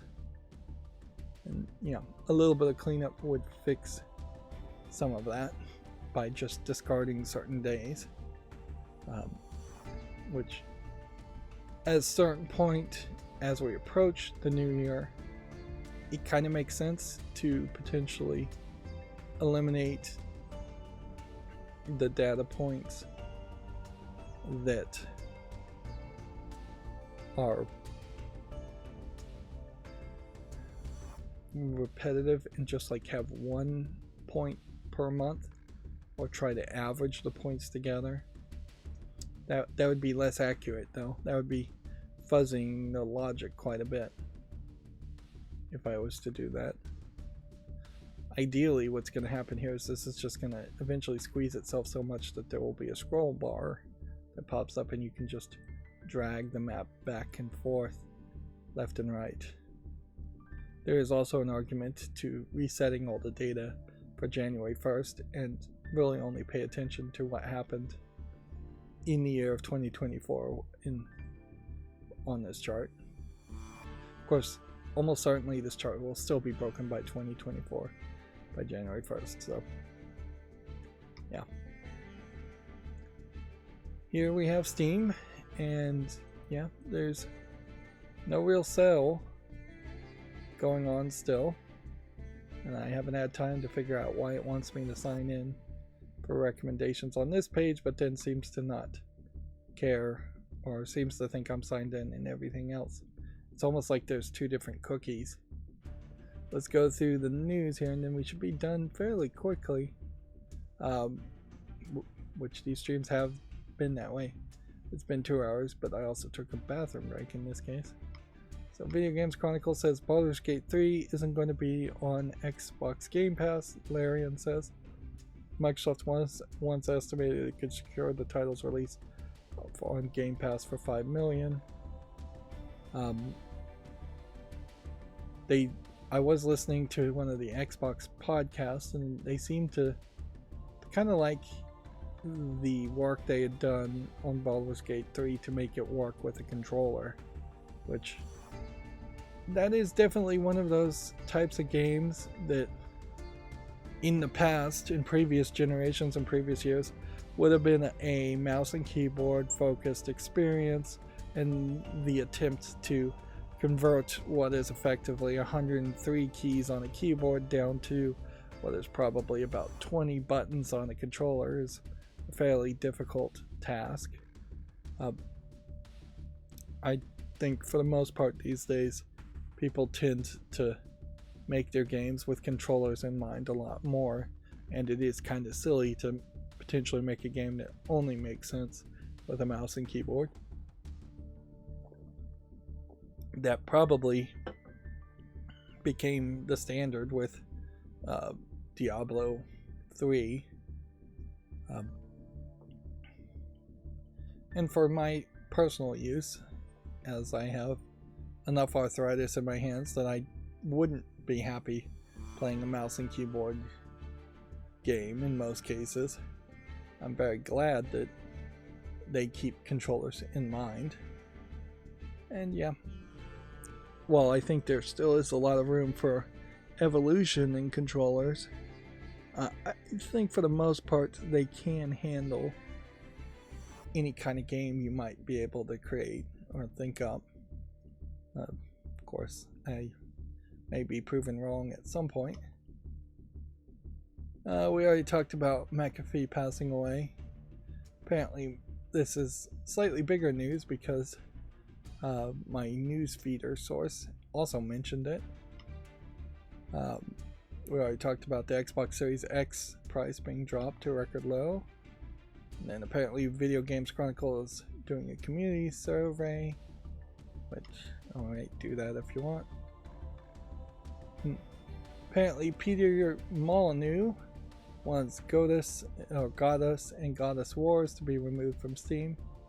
The game will remain playable for owners of both titles. Now remember, probably don't remember, this is a very old story.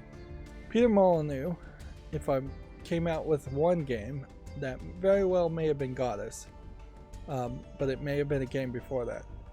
And it was this like cube, and collectively everybody in the world had to click on this cube to extrapolate layers, and whoever got to the center of the cube was going to win a prize. I'm not sure if they, at the initial point, announced that the prize was going to be that you would be a god in his next game, since Peter Molyneux is the person who's known for god games, where you play as a god and control smaller characters and affects smaller simulated characters' lives. But you were also, whoever opened the cube, was going to get a percentage of sales for the next game. Well, the next game was either Goddess or Goddess Wars, and they gave it away for free. So the person who won that got nothing as far as that, which is scammy, to say the least. I think they eventually did pay him some amount of money, and frankly, in a weird turn for most, the person who did win that first cube revealing game really was not looking to make a big deal about it. Like, he just saw it as a small thing that happened in his life and moved on. So he basically, when in all rightfulness, he probably should have made a much bigger deal about it and demanded a lot more. Peter Molyneux is not a person that I think is great for the game industry, to be general. I think his personality and the promises he makes when he's in charge of projects are problematic, to say the least, because he does definitely just make promises or have ideas, and then the actual workers and programmers have to struggle to add in content that was never planned before. And his ideas in general, I would say, are probably not that good by modern standards that he needs to be in the game industry. His old company was, I believe, Lionsgate, or maybe he was working for Ubisoft. Regardless, he worked for an old company on bigger games. He left and started his own company, and most recently his major success is a hiking game that he released in Korea first and foremost, and I'm not sure he even ever did bring it to the West, but he really has not done anything impressive in probably the last 10 years, and so his name carries way too much weight at this point. We're really at the point where it's time to just forget about Peter Molyneux and for Peter Molyneux to retire. But obviously he doesn't want that. He wants to be in the limelight at some level, and as such, he seems to have decided in some Kojima style artsy fartsy way that he wants the games removed.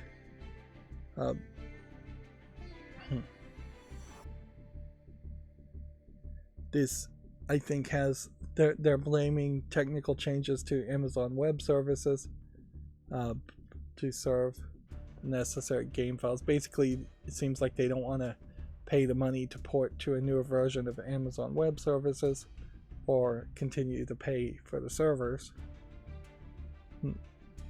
Yeah. Goddess was a god game, which it was initially kickstarted to the tune of £500,000 plus as a spiritual successor to Populous. Yeah. During the early days of Molyneux's 22 Cans, which is his new company, the studio was formed following his departure from Fable developers Lionhead, which, in fairness, Lionhead has also really dropped the ball as far as making new Fable games. The game company released Curiosity, What's Inside the Cube. That's the Cube game. A game which saw hundreds of thousands of players tapping a single cube, each of them breaking one brick of the cube at a time. At the center of the cube was a video of Molyneux shown only to the eventual winner, Brian Henderson, in which it revealed that Henderson would serve as a large role in Goddess reigning over all the other players. Henderson was also due to receive 1% of the game's revenue in 2017. It is claimed that the game has never made a profit, so Henderson received nothing. Yeah, so rather big scam. They're not even talking about the hiking game here. That's just terrible. Terrible concepts, terrible execution of concepts, just terrible business concept in general. Never should have promised any money or any revenue of a game. That's crazy, and that is just a gimmick. They should have promised a certain amount of money, or just promised that the winner would play a big role in the game, which is something that they could easily deliver on. So yeah, I never really had any love in my heart personally for Peter Molyneux, and I can't see how many people would really like the guy at this point. I never played his previous God games, and while I have played some previous Fable games, I honestly feel like the previous Fable games I've played have some major problems, and I wouldn't be surprised if that is heavily due to Molyneux's influence. I guess Molyneux might be the closest we have to... Who's the guy who owns Twitter now? What's his name? I've forgotten it. Elon Musk. Yeah, but that's a rough comparison. Anyways. But yeah, more bad press from 22 Cans and Peter Molyneux for no good reason. And they can't even hide it with an announcement of a new game or anything to build hype around. Arguably, if this was going to happen, Peter Molyneux should have announced his retirement a couple weeks ago, and then everybody would be focused on that. And then once he's out of the picture, let the next person remove Goddess and Goddess Wars from the game, from Steam, which I really didn't even know they were on Steam. And see, if I was just trying to preserve video games and have everything on Steam, I might feel the twitch to go and purchase these games, but that's not really the purpose of my YouTube channel or my desire. I'm not going to live long enough to play every single game on Steam. Nobody would be. So why talk about and give consumer advice about games that can't be purchased? If something's not available on Steam, it's going to have a really big explanation as to why I would spend the time playing it. Moving on, Video Games Chronicle says the concept art for a seemingly cancelled Time Splitters reboot has appeared online. Which, yeah, okay, fine. The problem with the idea of a Time Splitters game, though, if Time Splitters is the game I'm thinking of, is that it is really kind of just a GoldenEye first-person shooter clone. You're running around levels and shooting people, and in different levels you're in different time zones, and that's about as much as I know as far as the story of Time Splitters, which just constructionally it doesn't make a lot of good economic sense, because you're effectively asking developers to make multiple textures, multiple art assets for the different time zones, and there's just going to be considerably less opportunity to reuse a sofa that is from the 1980s in the 1960s. It would just stand out and look out of place, or wallpaper from the 1980s and the 1960s, that kind of situation. So it arguably then beckons the idea that if you were going to make a Time Splitters reboot, you should have a gimmick where, yes, they are characters that run around to different times, but then in every game they get trapped in one, maybe two time periods, and then that's a lot less art that needs to be made. Levels being laid out in different time zones, time frames, don't really change much either, because a hallway is pretty much the same from 1770 all the way up to 2023. Hallways are hallways, doors are doors. The shapes might be slightly different, but that's kind of it. Like, the guns and the outfits and the costumes are going to look a lot different. So that would be the interesting parts of Time Splitters. I also, if Time Splitters is the game I'm thinking of, which I think it is, feel like Time Splitters had a lot of 90s punk attitude that probably wouldn't fly as easily in 2023. Apparently this Time Splitters franchise reboot was announced in 2021, so this Time Splitters game, this reboot game, was announced in 2021, has already been cancelled, and now somebody's leaking out concept art, which probably is as far as they ever got. Moving on, the first ever Mario 64 Luigi footage has seemingly been discovered via an old VHS tape, which, yeah, I believe it was prototyped. I mean, I couldn't possibly tell what that is. Almost certainly I would think this is faked as you start to zoom in here, because this feels like this is way too high resolution of an image of what looks like Luigi, because there's a green hat and slightly different face. Whereas if we come over here and look at the aspects of how the TV to the left looks on Mario, you can see that there's a lot more blending and curvature here on Mario's face, or the back of his head. Or we could even look at like this tree. Notice how there is a lot more of a blending here because of this being a round tube TV. It wouldn't have a pixely crosshatch to it. If anything, it might have a wavy aspect here.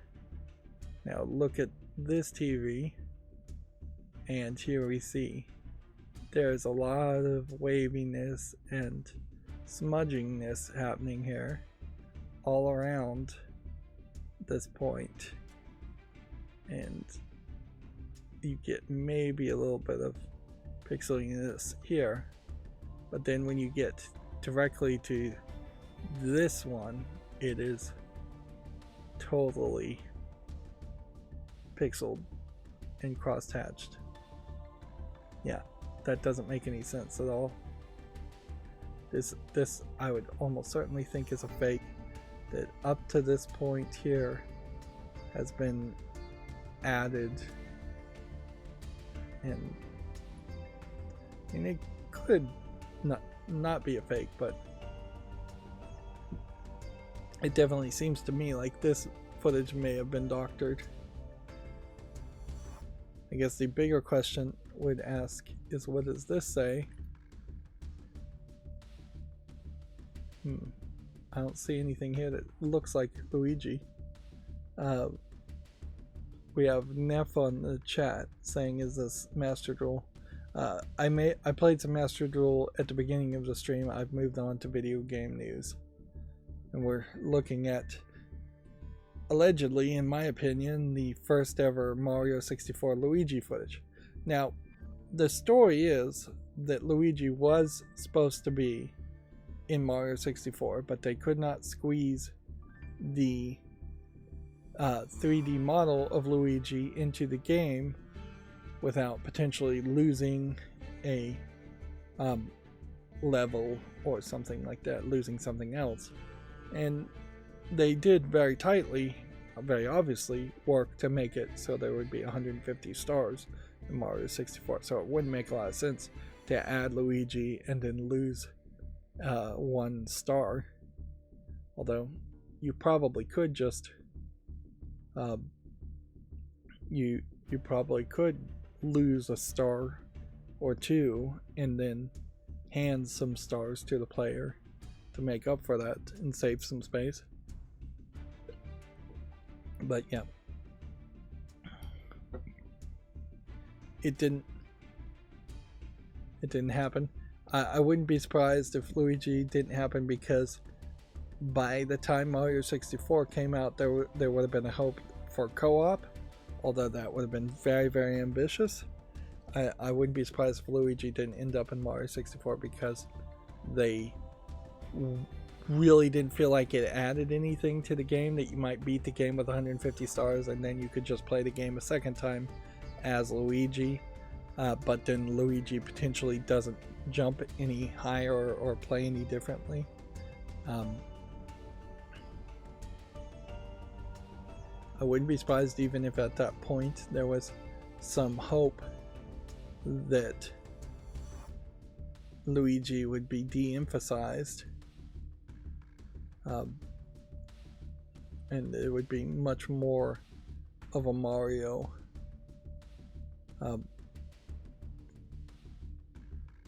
focused franchise going forward.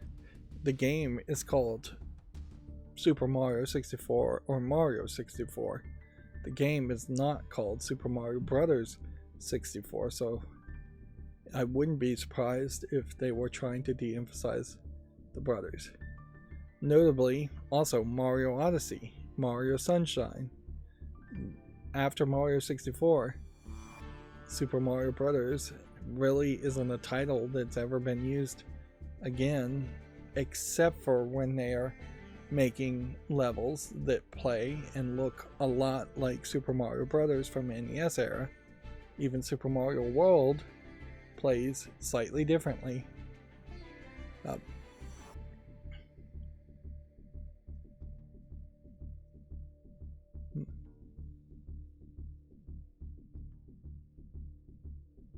Yeah. According to Miyamoto, Luigi remained in the Super Mario 64 until the final year of development, after which he was removed due to memory issues. We were going to include him in a Mario Bros. Style minigame, but because most users probably only have the one controller when they first buy the Nintendo 64 for that reason and others, we decided not to. Miyamoto says, I think it would have been great if we had been able to make it two-player with Mario and Luigi, but if we had done it wrong, it would have turned into a fighting game or something. Miyamoto laughed. So we're leaving that challenge for next time. In 2009, Iwata Asks interview, Miyamoto commented again on a canned Mario 64 multiplayer mode, saying the screen was split and they went into the castle separately when they met in the corridor. I was incredibly happy. Then there was also the mode where the camera is fixed and we see Mario running away, steadily getting smaller and smaller. Now, it is worth pointing out that there was a mod a couple years ago from a fan mod, for running Mario 64 with multiple players in an emulator on PC. And that caught some people's attention, but it didn't really go anywhere, and I think Nintendo DMCA'd it. But yeah. Maybe I'm overly suspicious, but the blurriness of this and the cross-hatching of this really makes me feel like this has been doctored. Because I could see this being some other test game, or even like, yeah, I could see this background being from some completely different game here. And if it was the case that this was Mario 64, then why does the Japanese text over here not have a 64 in it? And why does this English here that says Super Mario 64 and then temporary, why does this not just say Mario 64 temporary? It really doesn't make any sense. Yeah, and somebody should be able to at least interpret the Japanese writing here and figure out real quick that this does not say Mario 64 or Luigi or anything like that. Moving on with the news, Activision Blizzard paying $54 million to settle discrimination lawsuits. Elden Ring's first expansion could release in February, it's been claimed. The Game Award broke viewership records with 118 million live streams. The figure is up 15% on 2022's show and marks the 9th consecutive year of growth. Which, yeah, I wouldn't be 100% surprised if these numbers were shared with the ESA and E3 before they were announced, and that was one more reason why E3 may have decided to finally give up. It's substantial, like a lot of success here, starting fairly successful at 1.9.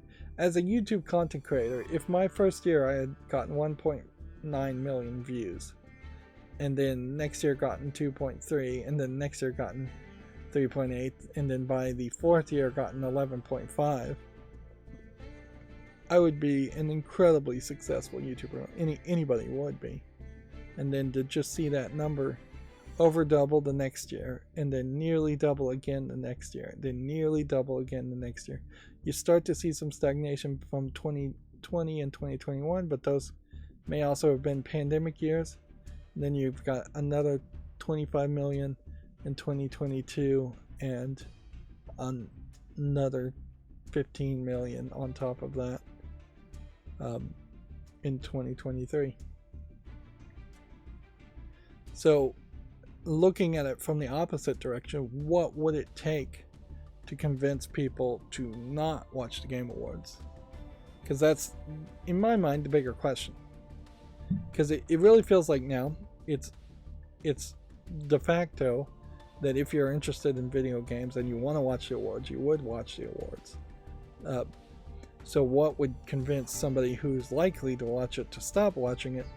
And I would think the problems that have been already mentioned continuing would be the big thing. If there are just continued way too many ads, if people are not allowed to give acceptance speeches to a certain amount of time, at least a minute or to 30 seconds of time to make an acceptance speech, I think is required.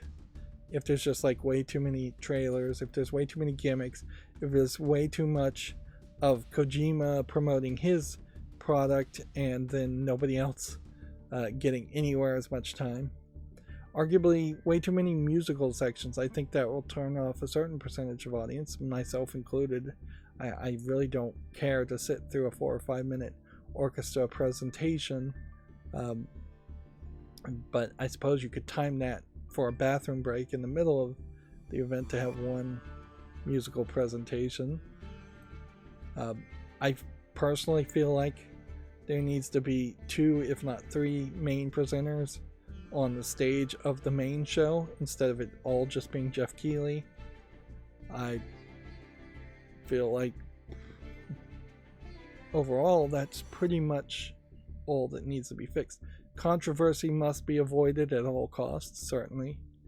If all of a sudden there's a huge scandal of Jeff Keighley or somebody rigging the elections and the votes more, I think it is a major problem that the Game Awards are being handed out by a very random assortment of mainstream video game journalists as the jury, and there is room definitely to clear up that jury and make a stronger, more prestigious jury that matters.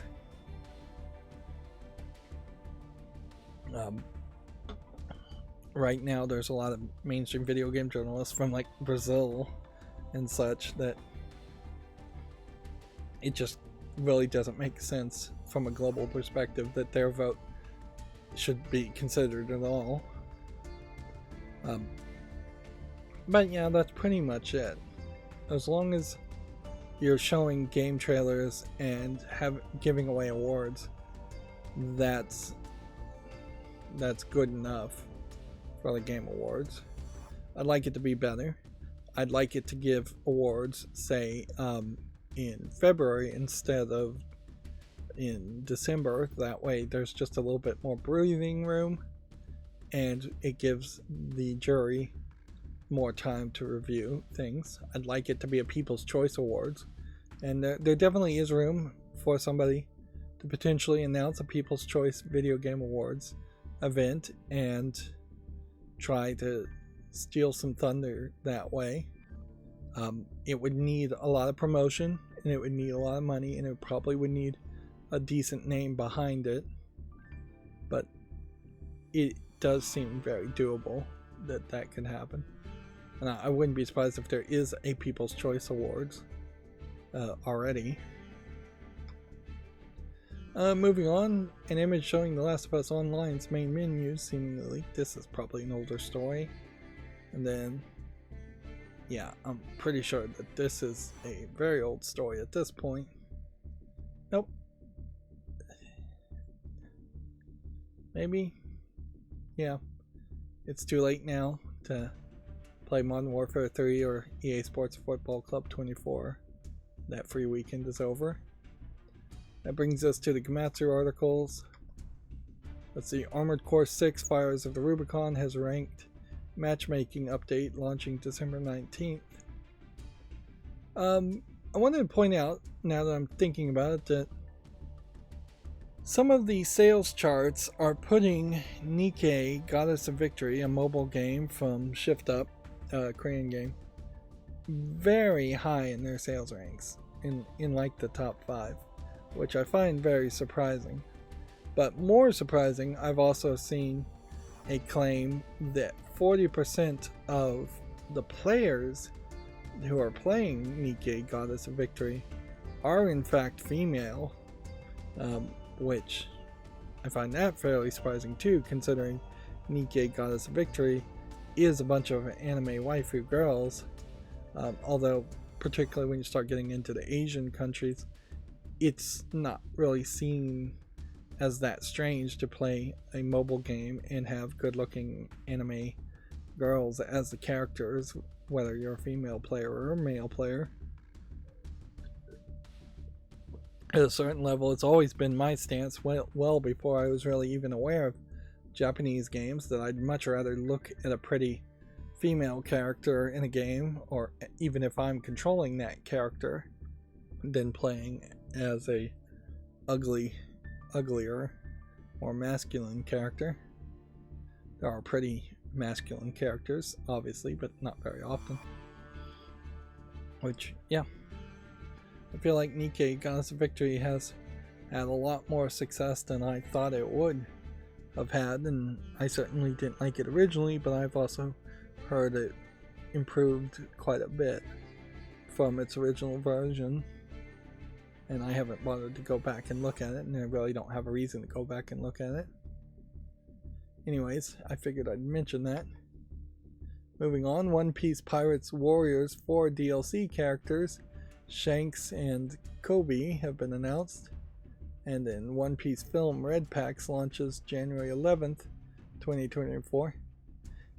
On a separate note, they've also announced that one arc of One Piece is going to be remade with a new animation and potentially rebooted, I think partly with the funding of Netflix, which, yeah, unless you severely the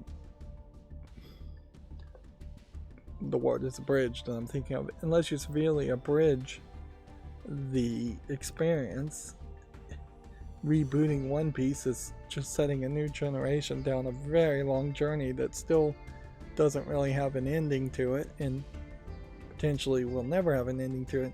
That being said, it's a journey that is almost universally loved by Japanese fans, and fans of One Piece outside of Japan also. So yeah, it makes some sense to remake or reboot the series. This week's Japanese game releases include Baldur's Gate 3, Spy X Anna, Operation Memories, and more. What's funny here is they never really corrected this on Gamatsu. That the image here says Spy X Family Operation Diary, and yet they have always referred to it in text as Spy X Anna Operation Memories.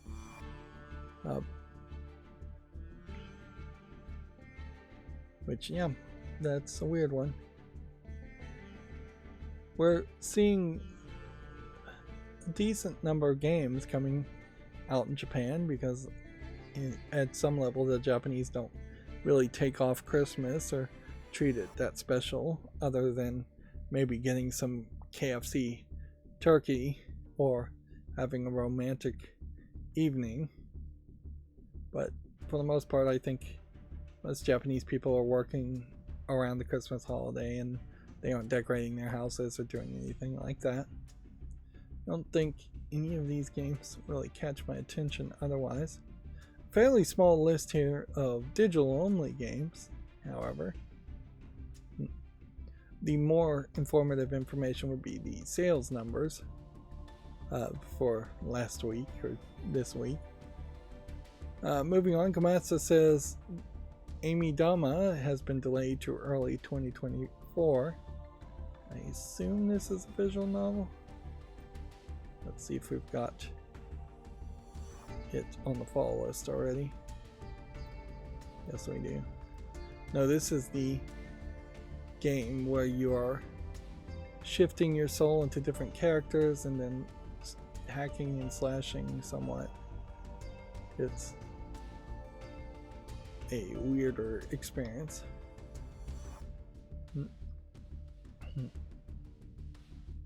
This side-scrolling, soul-shifting sandbox action-adventure game is how they describe it, which is definitely a unique description, and the game does look fairly unique.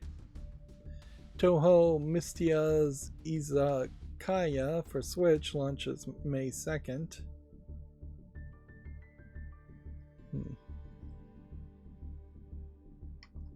No Steam links there. We already talked about 2.5 Dimension Seduction Angels, which, yeah, it might be more interesting to figure out what this is when they have more trailers or things to actually show. Although you do certainly, you can take some assumptions in that if it's targeting iOS and Google Play, then it's gotta be within a certain level. There is no real open marketplace on iOS for other kinds of games, adult games. I don't think you can get really any adult games on iOS at all on Apple phones. And then Google Play isn't going to really give you adult games. They'll let you get lewd games, but then you could sideload from other places on Google phones adult games, which there are some games out there like that, not really a lot, none that really get talked about, and none that are really that good. Most of them are extra greedy in an attempt to make up for the fact that fewer people are seeing their games and playing their games. So just by targeting smartphones in general, you know a game is within a certain limit of how much skin they might show. So advertising a game with an anime girl showing her belly is a little bait and switchy, I would suspect. Moving on, a 3D action RPG called Alterna Welt Blue Exorcist Gaiden has been announced for PC, iOS, and Android.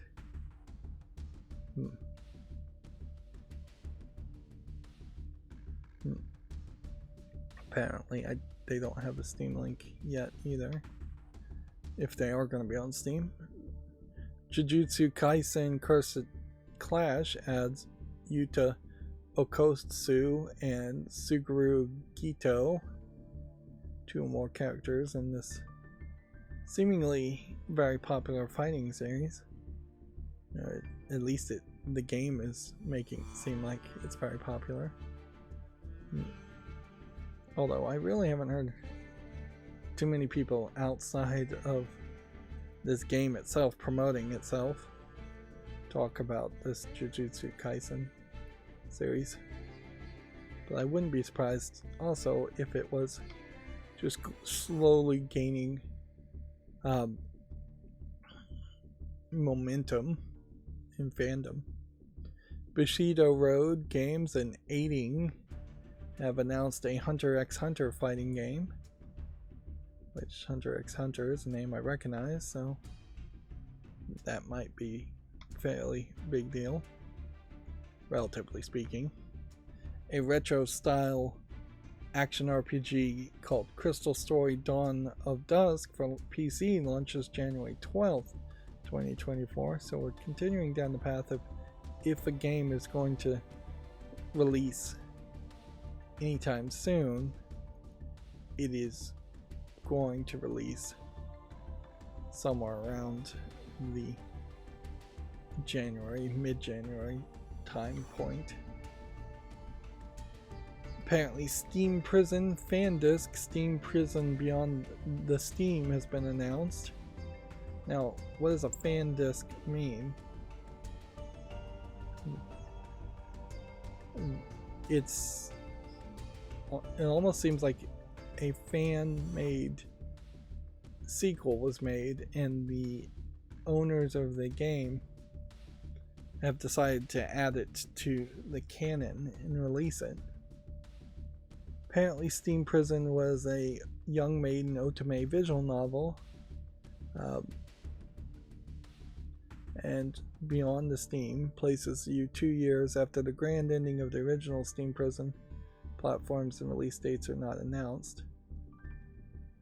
So I guess the best I could do here is see if this teaser trailer gives me any visuals that might give me a general idea of what this young maiden visual novel was about. Obviously, since it's a visual novel, it's going to mostly be text. Although, noticeably, there's closed captions in English here. But that teaser trailer didn't help any. I probably could have clicked on the link there to see the original Steam Prison game. One Punch Man World launches January 31st, 2024. It's a free-to-play 3D action game for App Store and Google Play. Seems like they don't have a Steam link, even though it says it's going to be on Windows. A free-to-play game.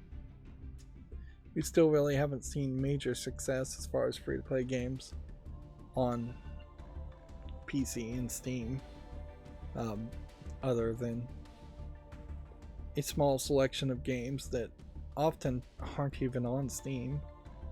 Minecraft is kind of, well, Minecraft's not free to play. What would be a free to play game? Fortnite on the Epic Launcher might be the best example and one of the few.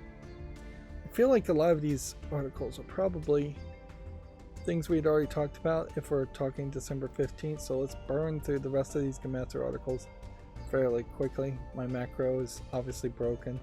We've already talked about Saga Emerald Beyond launching April 25th.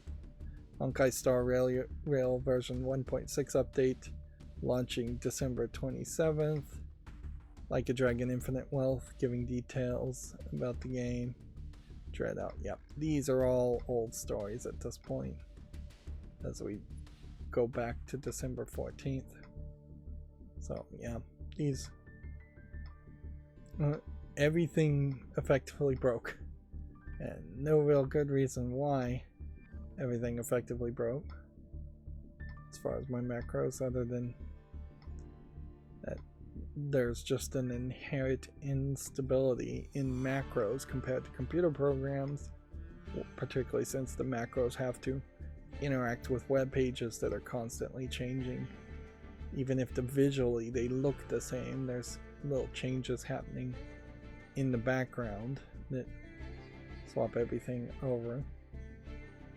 Yep, and I guess I'm still waiting for Famitsu sales from this week.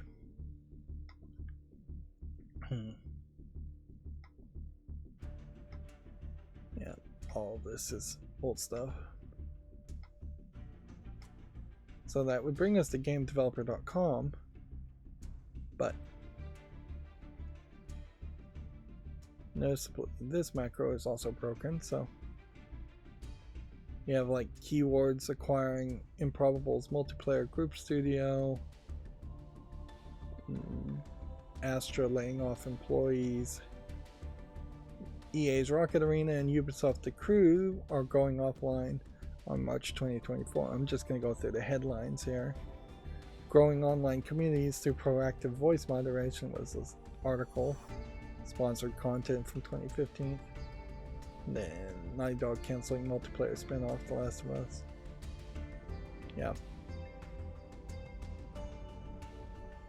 So there really isn't any real major new news. Which, yeah, not really a lot of reason why I would expect new news to happen during the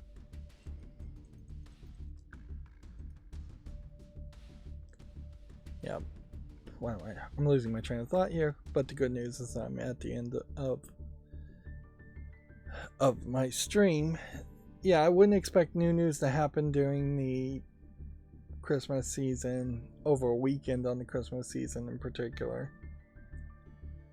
Anyways, that's going to be it for this stream. As always, I ask you to like, share, subscribe, comment, and watch every second of my videos. If you want to support me further, there's a link down below in the description. Thank you for watching. Have a good evening.